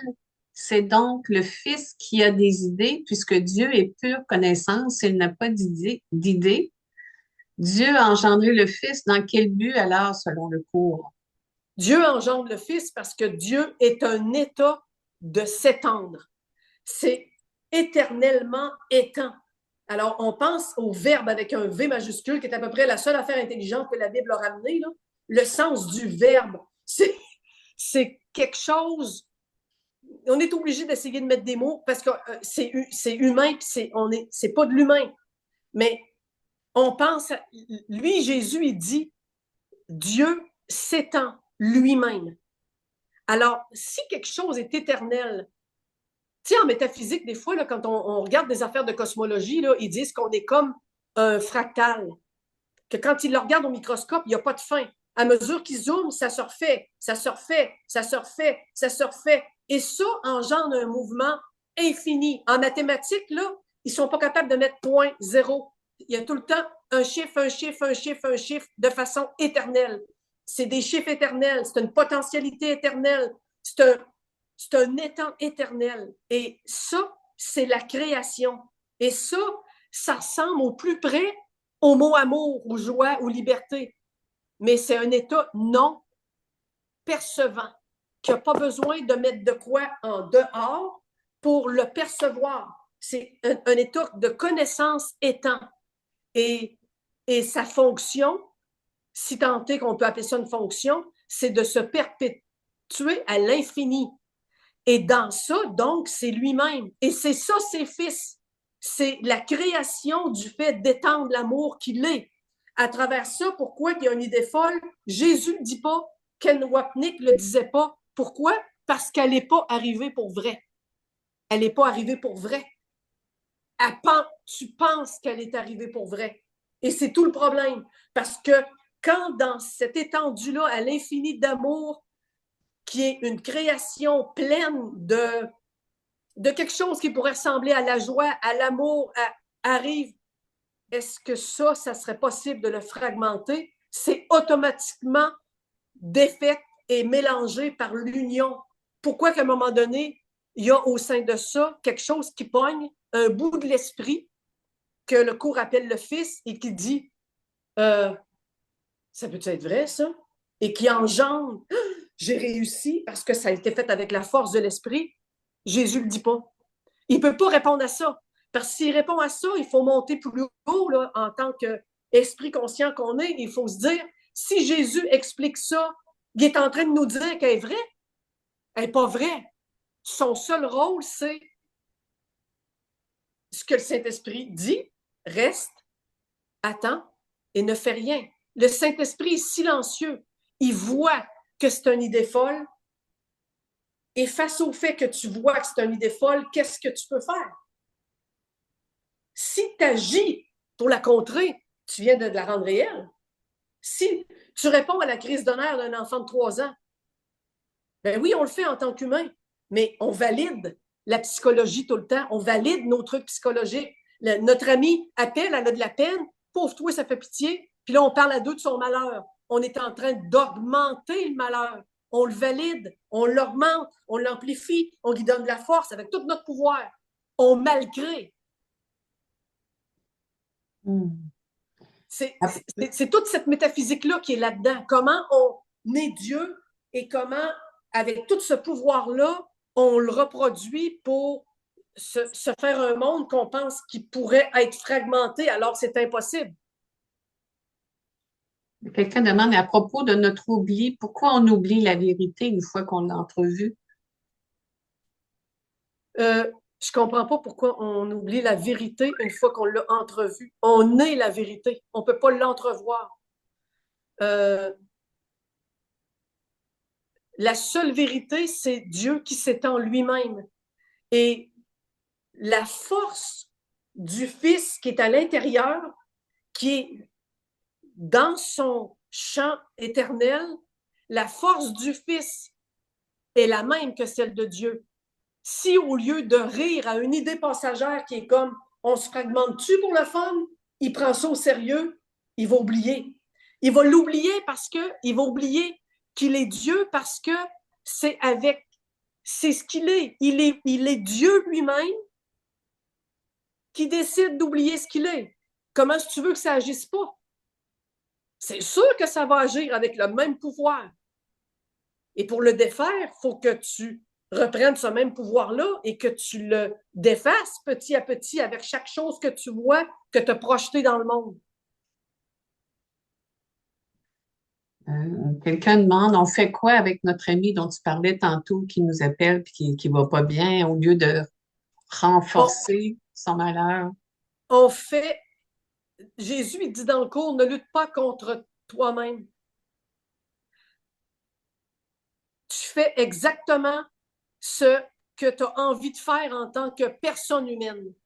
Cependant, en sachant que c'est la représentation globalement de notre idée d'avoir cru qu'on s'était séparés et que tu as le goût de l'absoudre et dans ta tête, tu fais je te pardonne ce que tu n'as pas réellement fait et je me pardonne ce que je n'ai pas réellement fait. On n'est pas, pour vrai, deux individus en train de se raconter les pauvres malheurs parce que ni un ni l'autre, on veut voir l'iceberg, puis on veut se rendre compte en tant qu'esprit que ce qu'on a fait, on ne l'a pas fait. Et ça, quand tu fais ça, tu recontactes l'innocence primordiale qu'on a toujours été et tu défais le monde. Et petit à petit, dans le temps supposé, ça va tellement être défait que toutes les consciences vont être de plus en plus éveillées et le monde va disparaître parce que la conscience est due pour disparaître. C'est la connaissance qui existe. Mais est-ce que ça se peut que à partir du moment où une seule personne, je me sens de guillemets, là, devient absolument consciente de l'idée folle et que ça n'a jamais existé, est-ce que c'est suffisant pour que tout disparaisse? Ou ça prend un nom ou quoi? Ben non, parce que je suis encore assis là. J'aurais aimé ça disparaître, moi, avec le retournement. Hmm. C'est pour ça que C'est pour ça que tous les partages qu'on voit sur Internet, puis l'état d'éveil, puis ce que ça apporte, il n'y a personne, puis en même temps, toutes les autres personnes, c'est ce que je suis, on est dans le un. C'est pour ça que c'est un cheminement, puis que ça ne suffit pas. Moi, des fois, dans mon aperception, j'ai l'impression qu'il faudrait que tous ces fils-là, qui sont des diamants, des facettes de diamants dans l'un, faudrait que ce savoir-là, cette connaissance-là soit assez effleurée, assez par un grand nombre dans l'humanité pour que ça se défasse, tu vois? Mais on est 8 milliards, puis on continue de faire des enfants. Fait qu'on continue de projeter le truc. On continue de ne pas vouloir le réintégrer. Quand la merde sur la Terre va tellement être grande dans notre bulle, puis ça s'en vient bien parce que là, avec les changements climatiques, même la conscience de la Terre s'en mêle, hein, parce que la Terre est dans la bulle, hein, évidemment. Ben, il va arriver un point de non-retour où ça va forcer. Là. Dans le cours, ça, c'est cette fin-là, elle est certaine. Ils disent que tu peux pas, ça aurait été impossible à vivre dans ton rêve de te croire séparé si tu n'avais pas mis en sourdine l'idée que c'est juste un rêve, tu vas finir par te réveiller, tu le sais que c'est pas vrai, puis tout ça va finir. Et de fait, ça se finit à cause de ça. Et ça aurait été impossible de créer cette bulle-là si on n'avait pas eu cette assurance-là que je vais jouer pour le fun. C'est pour ça que la Maya, c'est juste un jeu, puis l'éveil apporte l'idée qu'on joue, on est là, on est venu s'amuser, ça défait la culpabilité sous-jacente et c'est vu comme un terrain de jeu dans lequel on est venu expérimenter autre chose que ce qu'on est. Moi, c'est comme ça après que je me suis mis à l'approcher parce que j'ai jamais gardé le langage du cours en miracle. Là, on en parle, puis j'aime ça le faire. C'est super intéressant parce que c'est un livre qui est passionnant. Mais moi, je le dis en termes de on est non manifesté, on est connaissant de notre être. Et on s'est projeté parce que ça nous tentait de le faire. On a voulu y croire à l'idée folle. Et même si on s'est senti coupable à mort parce que c'est avec la force de ce qu'on est en tant que Dieu qu'on le fait, et donc ça a l'air réel, ben on l'a voulu pareil. Et juste d'accepter ça, c'est déjà un pardon, là. C'est déjà comme, OK, maintenant, il y a eu un retournement, je vois que, qu'est-ce que je fais? Ben, qu'est-ce que j'ai le goût de faire pour que ça aille dans le sens de on n'est pas séparés, ce qu'on vit n'est pas réel, c'est réel parce qu'on a la force de Dieu avec laquelle on l'a fait, ce qu'on est, le Fils, mais on pense que c'est réel. Et notre innocence est pas, elle va être à jamais immaculée. On est tous des immaculés en train de s'inventer qu'on a fait un gros péché terrible, qui était de se fragmenter. Ça ne pouvait pas arriver, c'est impossible. Et ça, là, c'est pas de la non-dualité, c'est de la non-dualité pure. C'est vraiment comme seule la vérité existe. Alors, tout ce que tu penses qui naît en son sein n'est pas validé par la vérité et ne pourra jamais l'être. Et ça, c'est la garantie que la bulle va disparaître. Il y a trois commentaires ici là, qui se recoupent. Donc, l'oubli, c'est le sérieux. Et quelqu'un d'autre ajoute, Ouais. lorsque l'idée est vue pour ce qu'elle est, une idée, dans l'esprit, c'est juste le grand éclat de rire. Oui, c'est ça. Et ça illustre bien ce qui se passe avec l'éveil aussi, parce que dans l'éveil, ce qui arrive au début, puis pour plusieurs, c'est comme ça, c'est tout devient drôle. C'est vu comme une immense mascarade drôle. Tu n'es plus capable de rien prendre au sérieux. Tu n'es plus capable de. Ben oui, les émotions vont être là. Ils ne vont pas s'en aller, ils sont dans la bulle. Il va falloir que tout le monde, qu'on disparaisse toutes là pour que tout ce beau monde-là, ça. Tu sais? Fait qu'il y a encore des choses qui sont vécues, qui sont. Mais la perception juste, le monde réel du cours en miracle, que lui appelle le monde réel et la perception réelle, fait en sorte que la bulle est traversée comme une espèce d'aperception de on est dans cette affaire-là. Ça ne peut pas être vrai. C'est impossible. Alors, oui, c'est juste un grand éclat de rire, tu sais. Et Didier dit l'oubli et le sérieux. Oui, parce que le Fils, dans ça, l'esprit qu'on est, avec toute la force et la liberté de création, a le droit de s'imaginer qu'il s'invente un monde et de le croire et de le faire. D'ailleurs, dans Bulle, il y a des extraterrestres. Hein? Je veux dire, dans ce Dieu-là étant, connaissant, qui s'étend, euh, personne ne le sait s'il n'y a pas plusieurs bulles. Mais ça change rien. Parce que l'état de création, c'est l'état de Dieu qui s'étend en étant toujours ce qu'il est. C'est après, en tant que un de ses esprits, si on veut, si on veut mettre de l'individualité là-dedans, qu'on fait la bulle du monde. Ou une bulle extraterrestre, ou une bulle d'un autre cosmos, ou une bulle de. Quelqu'un dit l'invitation, c'est d'arrêter de la projeter comme étant vraie. C'est une C'est ça? histoire Oui, c'est ça. d'identification. Et ça, les étudiants du cours font une erreur, c'est que, comme ils disent, je ne vais plus projeter l'idée comme étant vraie, euh, ben, ils arrêtent de vivre. Mettons que ça va mal au boulot, puis il faudrait qu'ils changent de boulot, de travail, ben, ils vont dire, je suis responsable, c'est ce que j'ai projeté, et là, ils vont se taper sa tête, ils vont rester dans le boulot de merde parce qu'ils pensent qu'ils vont absoudre quelque chose. Ça, c'est une erreur de perception. Ça, c'est une erreur de niveau. Quand vous entendez parler dans le cours à miracle d'une erreur de niveau, ça n'est une, ça. Le cours n'est pas un cours sur le comment faire dans le monde. Il dit dans le monde, tu es dans un rêve anyway, fais donc ce que tu veux, mais fais-le avec un esprit juste.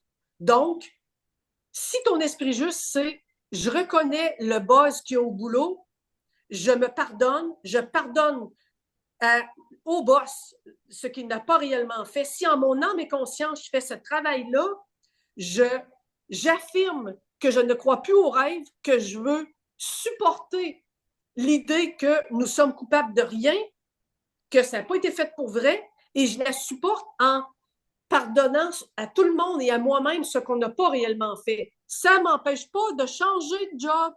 Si je m'empêche de changer de job, je fais une erreur de niveau et là, je vais trouver le cours super dur. Je vais mettre l'idée que mon monde est vrai et que donc je dois rester dedans pour me taper sa tête, pour me punir.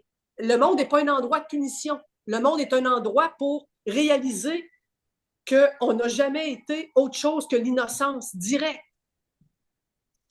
C'est par l'esprit qu'on défait le monde, c'est pas par les actions. Hmm. Dans le cours, dans le manuel pour enseignants, ça parle d'un seul qui a appris la leçon complètement et suffisant. Mais ce seul-là a accepté complètement d'être uni, d'être un, pardon, avec tous. Ainsi, tout est inclus dans son propre éveil, de là l'idée du pardon complet ou encore du désir, décision ou choix de réunification totale. Il est dit aussi dans l'UCEM Ouais. que le Saint-Esprit s'adresse à chacun pour demander si on veut être celui-là qui fait ce choix-là complètement. Oui, c'est ça. Ben oui, parce que dans le cours en miracle, comme c'est un cours sur l'esprit, quand arrive l'éveil, tu te rends bien compte que tout le monde est des marionnettes de l'état de conscience dans lequel on est et qu'au final, on est tous un et qu'on est dans l'état de connaissance. Même si l'état de connaissance n'est pas connu, est aperçu, on va dire, être d'union perçu. Mais on est encore ici et la première révélation qui vient, c'est justement le fait qu'on est un et, euh, et que des individus séparés ne peuvent pas. Euh, Et ça, c'est dans le cours, c'est quand il demande au Saint-Esprit, quand le Saint-Esprit s'adresse, veux-tu être un de ceux-là? Le seul mystère qui n'est pas répondu, c'est pourquoi que chaque éveil qu'il y a sur la terre ascensionne pas comme Jésus a ascensionné. Mais en même temps, Jésus a ascensionné quand il est mort. Hein? Il n'est pas ascensionné, il n'est pas parti sur sa chaise et il a disparu. Mais ça rejoint l'idée de le karma, qui fait partie d'une autre religion d'Amboul et qui dit que après l'éveil, il n'y en a plus de samsara et tu ne reviens plus. Tu rejoins l'état de connaissance. Tu es sorti de la roue de ça, là. Tu vois? Et ça, c'est vu qu'il y a quelque chose qui est complètement différent et qui probablement ne te gardera pas dans la boule. Mais ce n'est pas pour autant que quelqu'un s'éveille, il va fusionner sur son divan et disparaître. Là. Le chemin se fait, la mort du corps arrive, supposément, là, tu sais. Mais ce qui vient après, par contre, ça, c'est un mystère tant qu'on n'est pas dedans. Là. Hmm. Hmm. Alors, d'autres commentaires. Il suffit de changer d'idée. Il pourrait y avoir une infinité de bulles. Ben oui, c'est comme je disais tantôt, parce que moi, à un moment donné, ça m'a effleuré l'esprit, parce que dans toutes ces révélations-là qui arrivaient et dans la contemplation que je fais du cours, puis de ce qui se produit, ben, et avec ce que je lis dans les affaires de Cosmos, je suis comme l'absolu, il se fait une grosse farce, là, parce qu'il est temps ce qu'il est en étant le Verbe et en étant éternel, et dans cette éternité-là, ben, ça pourrait quasiment être plate s'il n'y avait pas des. Hmm. C'est une drôlerie de dire, ben, je vais essayer de me séparer pour voir ce que ça donne. Hmm. Tu vois, lui, Jésus, il l'a expliqué avec une façon métaphysique et psychologique pour retourner à l'unité. Et c'est le choix qu'il a fait de le faire comme ça, tu vois. Euh, mais oui, c'est quelque chose qui est aperçu aussi après l'éveil de dire c'est clair qu'on n'est pas seul et c'est clair que des mondes comme le nôtre, le non manifesté en a fait plein. Hmm. Mais c'est ils ne peuvent pas être en dehors. Ils ne peuvent pas être en dehors de l'un pour vrai. Donc, du coup, c'est quoi la vérité et la réalité de quelque chose qui ne peut pas être en dehors de quelque chose? C'est rien. L'enfant n'est pas au monde tant qu'il est, pas, tant qu'il est dans le ventre de sa mère. Hmm. Fait que c'est comme si l'absolu portait un enfant toute sa vie qui ne pourra jamais l'accoucher. C'est ça l'idée folle. La mère, elle ne peut pas dire j'ai un enfant sans être enceinte. Elle est enceinte, elle n'a pas l'enfant. Mettons qu'elle sera enceinte toute sa vie, pour l'éternité. Elle couche, bordel. Elle peut pas. Elle peut pas. Elle a l'idée d'être enceinte.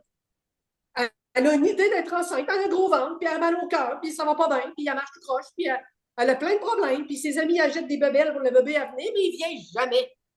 C'est ça l'idée folle. Hmm. Quelqu'un dit ici, dans le bouddhisme, il me semble qu'ils disent que la bulle est l'absolu et que l'absolu est la bulle et rien d'autre. La, la bulle est l'absolu. Ben oui, ça revient au même. La bulle est pas en dehors de l'absolu. L'idée folle est une idée dans la tête du Fils de Dieu qui est l'extension de Dieu lui-même. Dieu, en s'étendant, produit le Fils. Mais ça ne s'étend pas en dehors de lui-même. Comment tu fais pour mettre quelque chose en dehors de l'éternité? Comment tu fais pour mettre quelque chose en dehors d'un truc qui se multiplie à l'infini? Tu peux pas. Fait que c'est quoi la véracité et la vérité d'un monde qui est au sein de quelque chose qui est la seule vérité qui se manifeste? C'est pas un vrai monde, là. C'est Hmm. quoi la vérité de ton rêve de nuit? C'est quoi la réalité de ton rêve de nuit? Comment tu fais pour le sortir de ta tête? C'est pareil. C'est pour ça qu'un rêve, c'est pas vrai. Ça, c'est facile à voir. Mais le cours en miracle lui dit, tu rêves le jour la même affaire. Ton monde, tu le rêves. Fais comme un rêve, puis réveille-toi. Il n'est pas plus réel. Mais Hmm. on le fait pas parce qu'on aime mieux projeter la sensation de s'être senti mal en pensant que c'était vrai ce qu'on avait fait. C'est un rond vicieux qui l'entraîne tout le temps. On aime ça, on l'aime, on aime mieux projeter ça. Ben, il ne peut pas y avoir de fin. Le film. Il peut pas. Ouais. Euh, Il peut pas ne pas y avoir de film. il peut pas y avoir. Ben oui, il peut ne pas y avoir de film. Ça, c'est garanti dans le cours en miracle qu'un jour, il n'y aura plus de film. Il n'y en aura plus de monde. C'est fini. Là, en cosmologie, ils commencent à se rendre compte que l'univers, avant le Big Bang, ils disent que c'était une singularité. Ils ne savent même pas comment le nommer. Ils ne comprennent pas d'où ça serait sorti. Ils pensent que ce serait sorti du néant. Mais le néant n'a rien, fait que c'est impossible. Fait qu'ils ont donné un mot. Après ça, ils vont voir avec l'échelle de Planck avant, puis tout ce qu'ils trouvent, c'est des mathématiques infinies. Ils sont plus capables de les additionner, ça fait des mathématiques infinies. Ils ont appelé ça la potentialité. Ils ne savent pas ce qu'il y avait avant. Moi, je dis que le non manifesté, puis la connaissance du cours en miracle, c'est de faire ça avec tous les univers et de revenir. De revenir en tant que. Puis en plus, on en a des prémices avec l'éveil. Fait que si c'était pas vrai, l'éveil n'existerait même pas. Hmm. Fait que ça, c'est garanti dans le livre. Après, on y croit ou on n'y croit pas, là, mais je veux dire, on a toute une certitude de notre innocence qui est fondamentale quand on veut être bien honnête, là. Et elle vient de quelque part, là, tu sais. Et ça, c'est avant le Big Bang. C'est dans le non manifesté. Quelqu'un dit, comme si, quoi qu'on fasse dans le monde, Dieu n'est jamais impacté. C'est ça. La bulle est tendue, mais reste une bulle en quelque sorte isolée dans laquelle Dieu n'est pas. Voilà. L'absolu non manifesté, c'est pas la conscience, c'est pas la connaissance, c'est pas la bulle, c'est pas rien de ça. Et ça, moi, quand en 2015, ça s'est fondu dans l'absolu, j'ai arrêté de partager sur qu'on est la conscience ultime, on est l'amour et la conscience, on est la conscience de toute chose, la conscience est partout, la conscience est une, la conscience est la bulle. La conscience, c'est la bulle. La bulle, c'est de la conscience. C'est hot, là. C'est pas ce qu'on est. Dieu, Jésus, il dit, sors de la bulle. La conscience est clairement définie comme étant la première séparation. Fait que quand on écoute un éveillé qui se met sur le niveau, on est la conscience amour, on est la conscience, il est en train de perpétuer la bulle. C'est bien plat, mais c'est ça. C'est ça qui se passe. Il n'y a pas de mal à le faire parce que la fin est sûre, mais c'est ça qui se passe. On n'est pas la conscience. Ça, dans mon cahier, j'ai des bouts du cours en miracle que j'ai textuellement écrits parce que je les trouvais fondamentales. Puis, les chercher là-dedans, là, à part de me faire une feuille, page 100, il y a ça, page 102, ça n'a pas de bon sens. J'aime mieux les écrire. En plus, écrire de la main droite, ça infuse. Dieu ne peut pas attaquer ou faire du mal au moi individuel. Il ne le connaît pas. Dieu ne peut pas être affecté par le moi individuel et ne peut pas ni l'éliminer, ni être éliminé par lui. Amen. Ça dit tout, là. Fait qu'on est la conscience, Dieu d'amour. La conscience, c'est l'idée folle de s'être séparé de Dieu, qui ne pouvait pas être vrai. Fait que c'est-tu la conscience qu'il faut chérir et l'état de conscience d'éveil qu'il faut chérir ou il faut juste s'en servir pour aller plus loin, pour pardonner le rêve du monde? C'est ça le rôle que Jésus a fait, que Bouddha a fait, que Neti Neti, que Nisargadatta Maharaj, que tous ceux qui ont touché, entre guillemets, à l'évidence de l'absolu, que ce soit avec le cours parce qu'ils comprennent très bien puis ils l'expliquent. Et donc, ça a été par d'autres moyens avec l'éveil qui ont réalisé que la conscience est un état de séparation. Ben, ça c'est le niveau du cours. Et ça, moi, je ne m'attendais pas à ça. Je ne m'attendais pas à ça. Parce que de 2010 à 2015, j'écoutais le cours, je ne savais pas c'était quoi la conscience et la connaissance. C'est après, quand ça a monté à un niveau qui était cosmique et qui était on est avant le Big Bang. C'est quoi cette affaire-là? Et quand j'ai ouvert le cours et que j'ai lu ces passages-là, parce que je leur lis d'un bout à l'autre tout le temps, c'était indéniable. Des bouts de même là, qui expliquent le fondement de la bulle qui est un rêve de conscience. Il y en a des centaines dans le cours. C'est en plein ça. Catherine a dit c'est une projection holographique, un rêve de l'esprit. C'est en plein ça. C'est comme c'est clairement identifié comme ça dans le cours. On rêve nuit et jour. Il y a quelqu'un qui dit parce que UCM dit qu'on ne laisse personne derrière, on ne s'éveille pas seul, car s'éveiller serait de se rendre compte que l'on n'est pas seul, individualisé. C'est le retour à la communication infinie.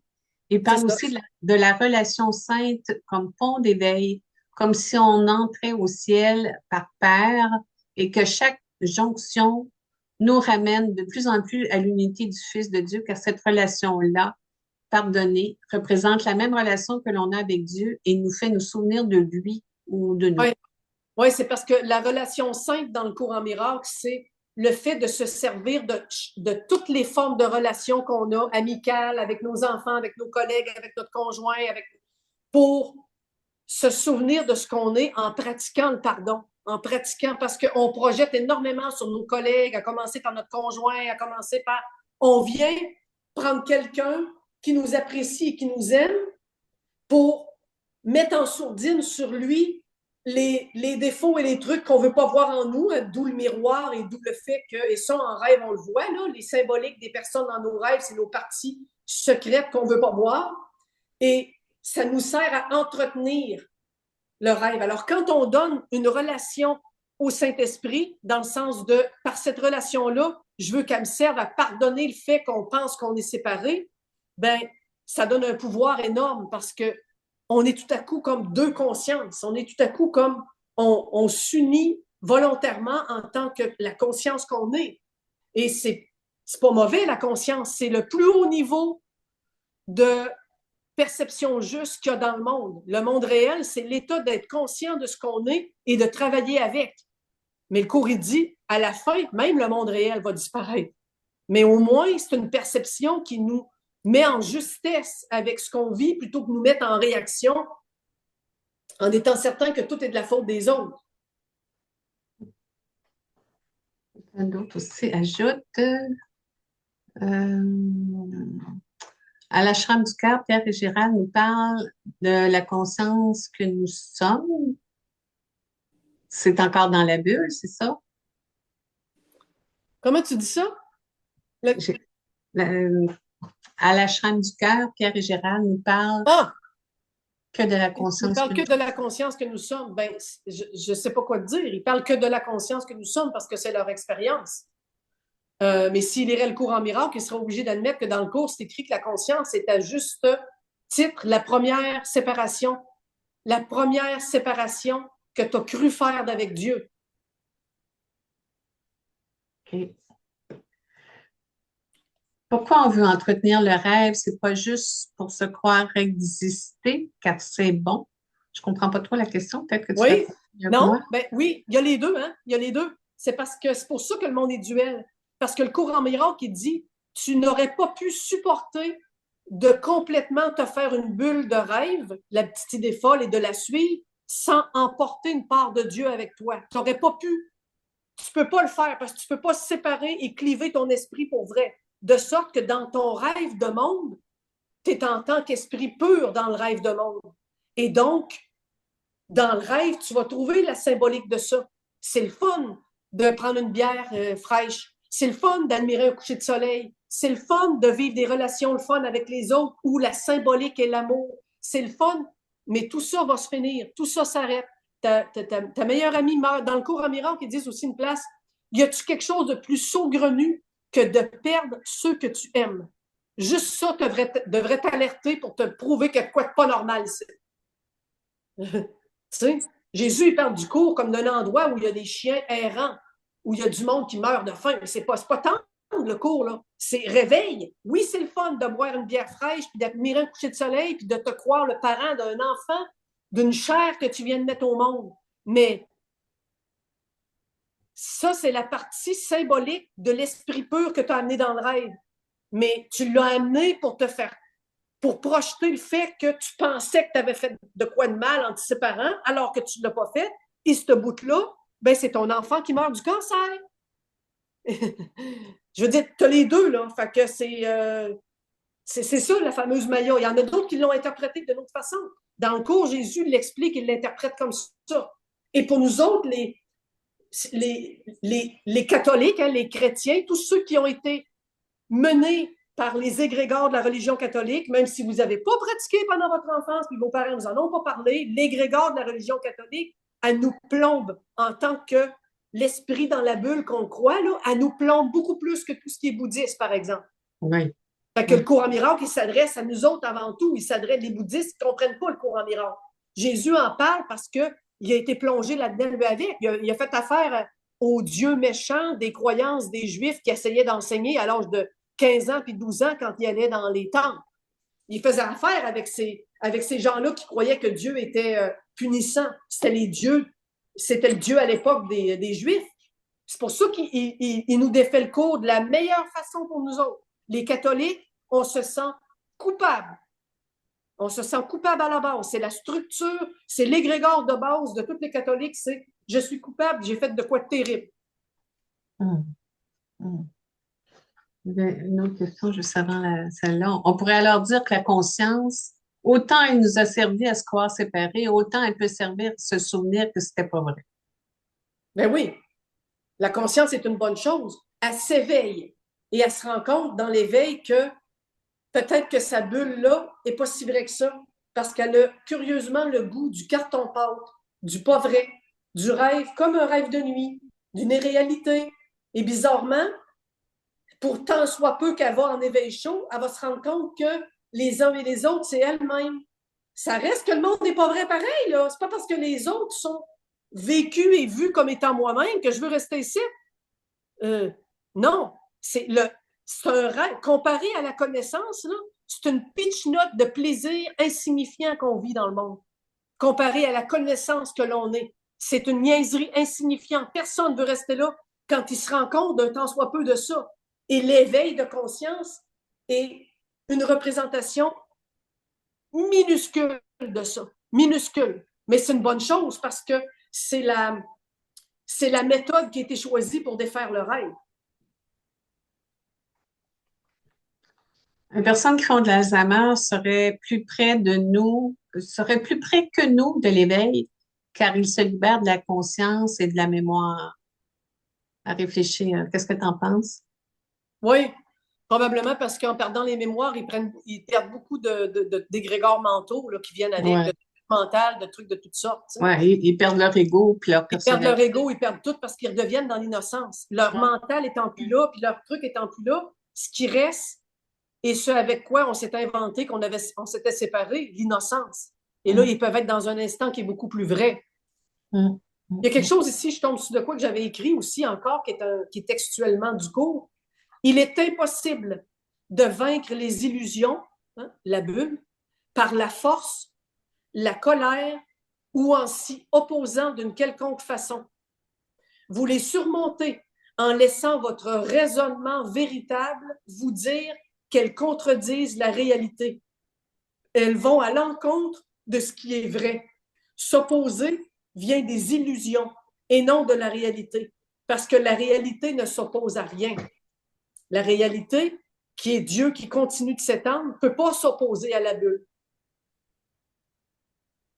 Et si on est dans la bulle en train de vivre de quoi?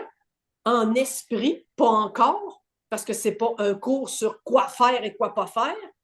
En esprit, on ne s'oppose pas. Alors, je m'oppose à un conjoint qui me frappe, je le laisse. S'il vous plaît, faites-le. En esprit, je sais que c'est une illusion. Et je nous pardonne tous deux ce qu'on n'a pas réellement fait. Et si j'arrive à le ressentir et à le ressentir et à l'admettre et à le ressentir avec tout ce que ça va faire remonter de culpabilité, je défais le monde. Et c'est toute la job qu'on a à faire. C'est tout le monde va le faire. Ils disent dans le cours, tout le monde va faire le cours en miracle. La seule chose, c'est que tu décides de l'instant dans lequel tu vas te mettre. Et ça, c'est pas autant au sens concret. C'est pas au sens tout le monde va acheter le cours en miracle dans sa vie et va le lire. C'est tout le monde va pratiquer ce qui est préconisé là-dedans. Absoudre le monde par le simple fait de reconnaître qu'il ne peut pas être réel et qui fait juste cacher ce que je porte. La croyance que je me suis séparée de Dieu et tout le monde est appelé à le défaire. Seul l'instant où tu choisis de le faire, il y a juste ça dont on est libre. mm. Avant la conscience, il y a le souvenir de Dieu qui nous rappelle l'innocence. Avant la conscience, il y a le souvenir de Dieu. Ben, moi, je pense que c'est la même chose parce que dans l'éveil de conscience, il y a en tout cas la saveur de quelque chose avec lequel on n'est pas séparé. Et ça nous ramène automatiquement à l'innocence. Oui, en, en ce sens-là, ça nous ramène l'innocence. Je ne sais pas si c'est ça que tu voulais dire, là, mais Je sais pas, parfois j'ai de la difficulté à comprendre la question, là, mais je pense que tu as bien répondu, celle-là. Euh, Peut-être pourrait-on distinguer la définition de conscience. On pourrait dire conscience dont parle Christine qui a servi à se séparer et le choix conscient de se pardonner pour revenir à la conscience, à la connaissance. Et ouais. ensuite, ce dont parlerait Pierre et Gérald serait plutôt de l'ordre de l'existence. Je ne sais pas. Il faudrait que je parle avec Pierre et Gérald pour leur demander qu'est-ce qu'ils entendent par la conscience dont eux ils parlent. Mais dans le vécu, dans le, dans l'évidence que l'absolu est non manifesté, mais étant, dans cette évidence-là qui m'accompagne, je ne peux plus mettre aucun mot qui se rattache à la conscience dedans. Parce que la conscience, il faut bien comprendre que c'est le fait de. Et le fait de, c'est déjà deux. Conscience, ça veut dire quoi?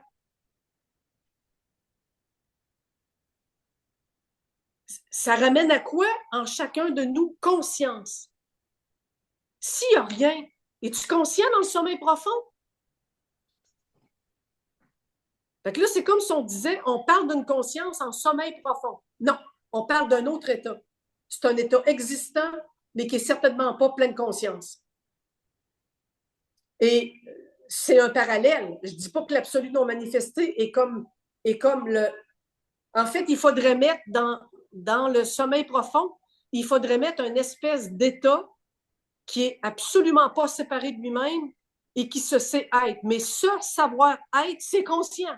Vois-tu comment les mots sont limités et on n'y arrivera jamais? Il faut juste abandonner le truc. Il faut abandonner le truc puis dire il y a une connaissance dont on n'a pas conscience et c'est apparemment pas avec La conscience d'éveil, si tu es en conscience d'éveil, mais tu es dans le monde, il en manque un bout. Parce que le monde, c'est la bulle. Point barre. Moi, je t'ai arrêté là. Je veux dire, je me suis satisfaite de ça. Et avec ça, tu peux travailler. Peu importe après ce que tu préconises, ce que tu fais, ce que tu dis, comment tu vas le raconter, comment tu vas l'expliquer. C'est toi-même seul qui est capable de juger de ce que ça veut dire et ce que et chacun qui écoute ça, ce que ça y apporte. Hmm. Mais à la fin, de toute façon, ça va être défaite de toute façon. Je vais prendre les derniers commentaires parce que notre 2 heures est presque terminée, là. Didier dit, ainsi soit-il est un grand pardon, en fait. Mon maître disait, endormez-vous les yeux ouverts. Ainsi soit-il. Vous me Oui, faites avoir. amen. Oui, oui, oui, oui, oui, oui, tout à fait. Pourquoi alors dans UCEM, ça nous dit que Dieu est pensé et que si nous ne pensions pas, nous n'existerions pas? Se pourrait-il que les pensées que nous avons dans ce monde sont étrangères à celles de Dieu, mais que nous aurions des pensées vraies, réelles, et que ça serait cela, nos créations éternelles dont nous parle aussi Ben le... oui, oui, c'est ça. C'est qu'en contrepartie du fait, parce que Dieu s'étend et l'extension de Dieu est le Fils, toujours dans l'un, ça ne peut pas aller en dehors, et le Fils, à l'image de Dieu, étend, du verbe étendre, pas du verbe être, du verbe étendre. Il étend son être à lui-même. Et en continuant d'étendre son être, il crée. Et ces créations-là sont une forme de pensée. L'image qu'on a fait de ça dans le monde, c'est de se faire un mental et de faire des pensées mentales. Fait que, oui, le cours est clair là-dessus. Dans l'extension, c'est idées et pensées. L'esprit, c'est absolument juste un monde d'idées et de pensées qui existe, existant et étant. Il n'y a pas la conscience de. Si j'ai une pensée qui dit j'ai faim, il y a quelqu'un qui est conscient de la pensée j'ai faim. Si j'existe en tant que la pensée j'ai faim, je suis tellement la pensée j'ai faim que je suis comme l'enfant de 2 ans qui ne sait pas qu'il existe. Mais j'existe. Et c'est la nuance subtile qu'on n'est pas capable de comprendre et qui n'est pas expliquée dans le cours parce que Jésus ne peut pas expliquer ça. C'est impossible. C'est une connaissance. Il y a une autre petite affaire que j'aime avant qu'on finisse. Accepter ton invulnérabilité fait en sorte que tu n'as plus besoin d'attaquer, car tu reconnais que l'attaque est sans effet. Hmm. Alors, quand la voisine appelle pour dire telle affaire, puis que tu ne sais pas si tu vas aller dans le sens de prolonger son idée en disant que non, ça n'a pas de sens, puis c'est vrai que si, puis c'est vrai que ça, tu peux, pendant que tu le fais, accepter l'idée que tu es invulnérable.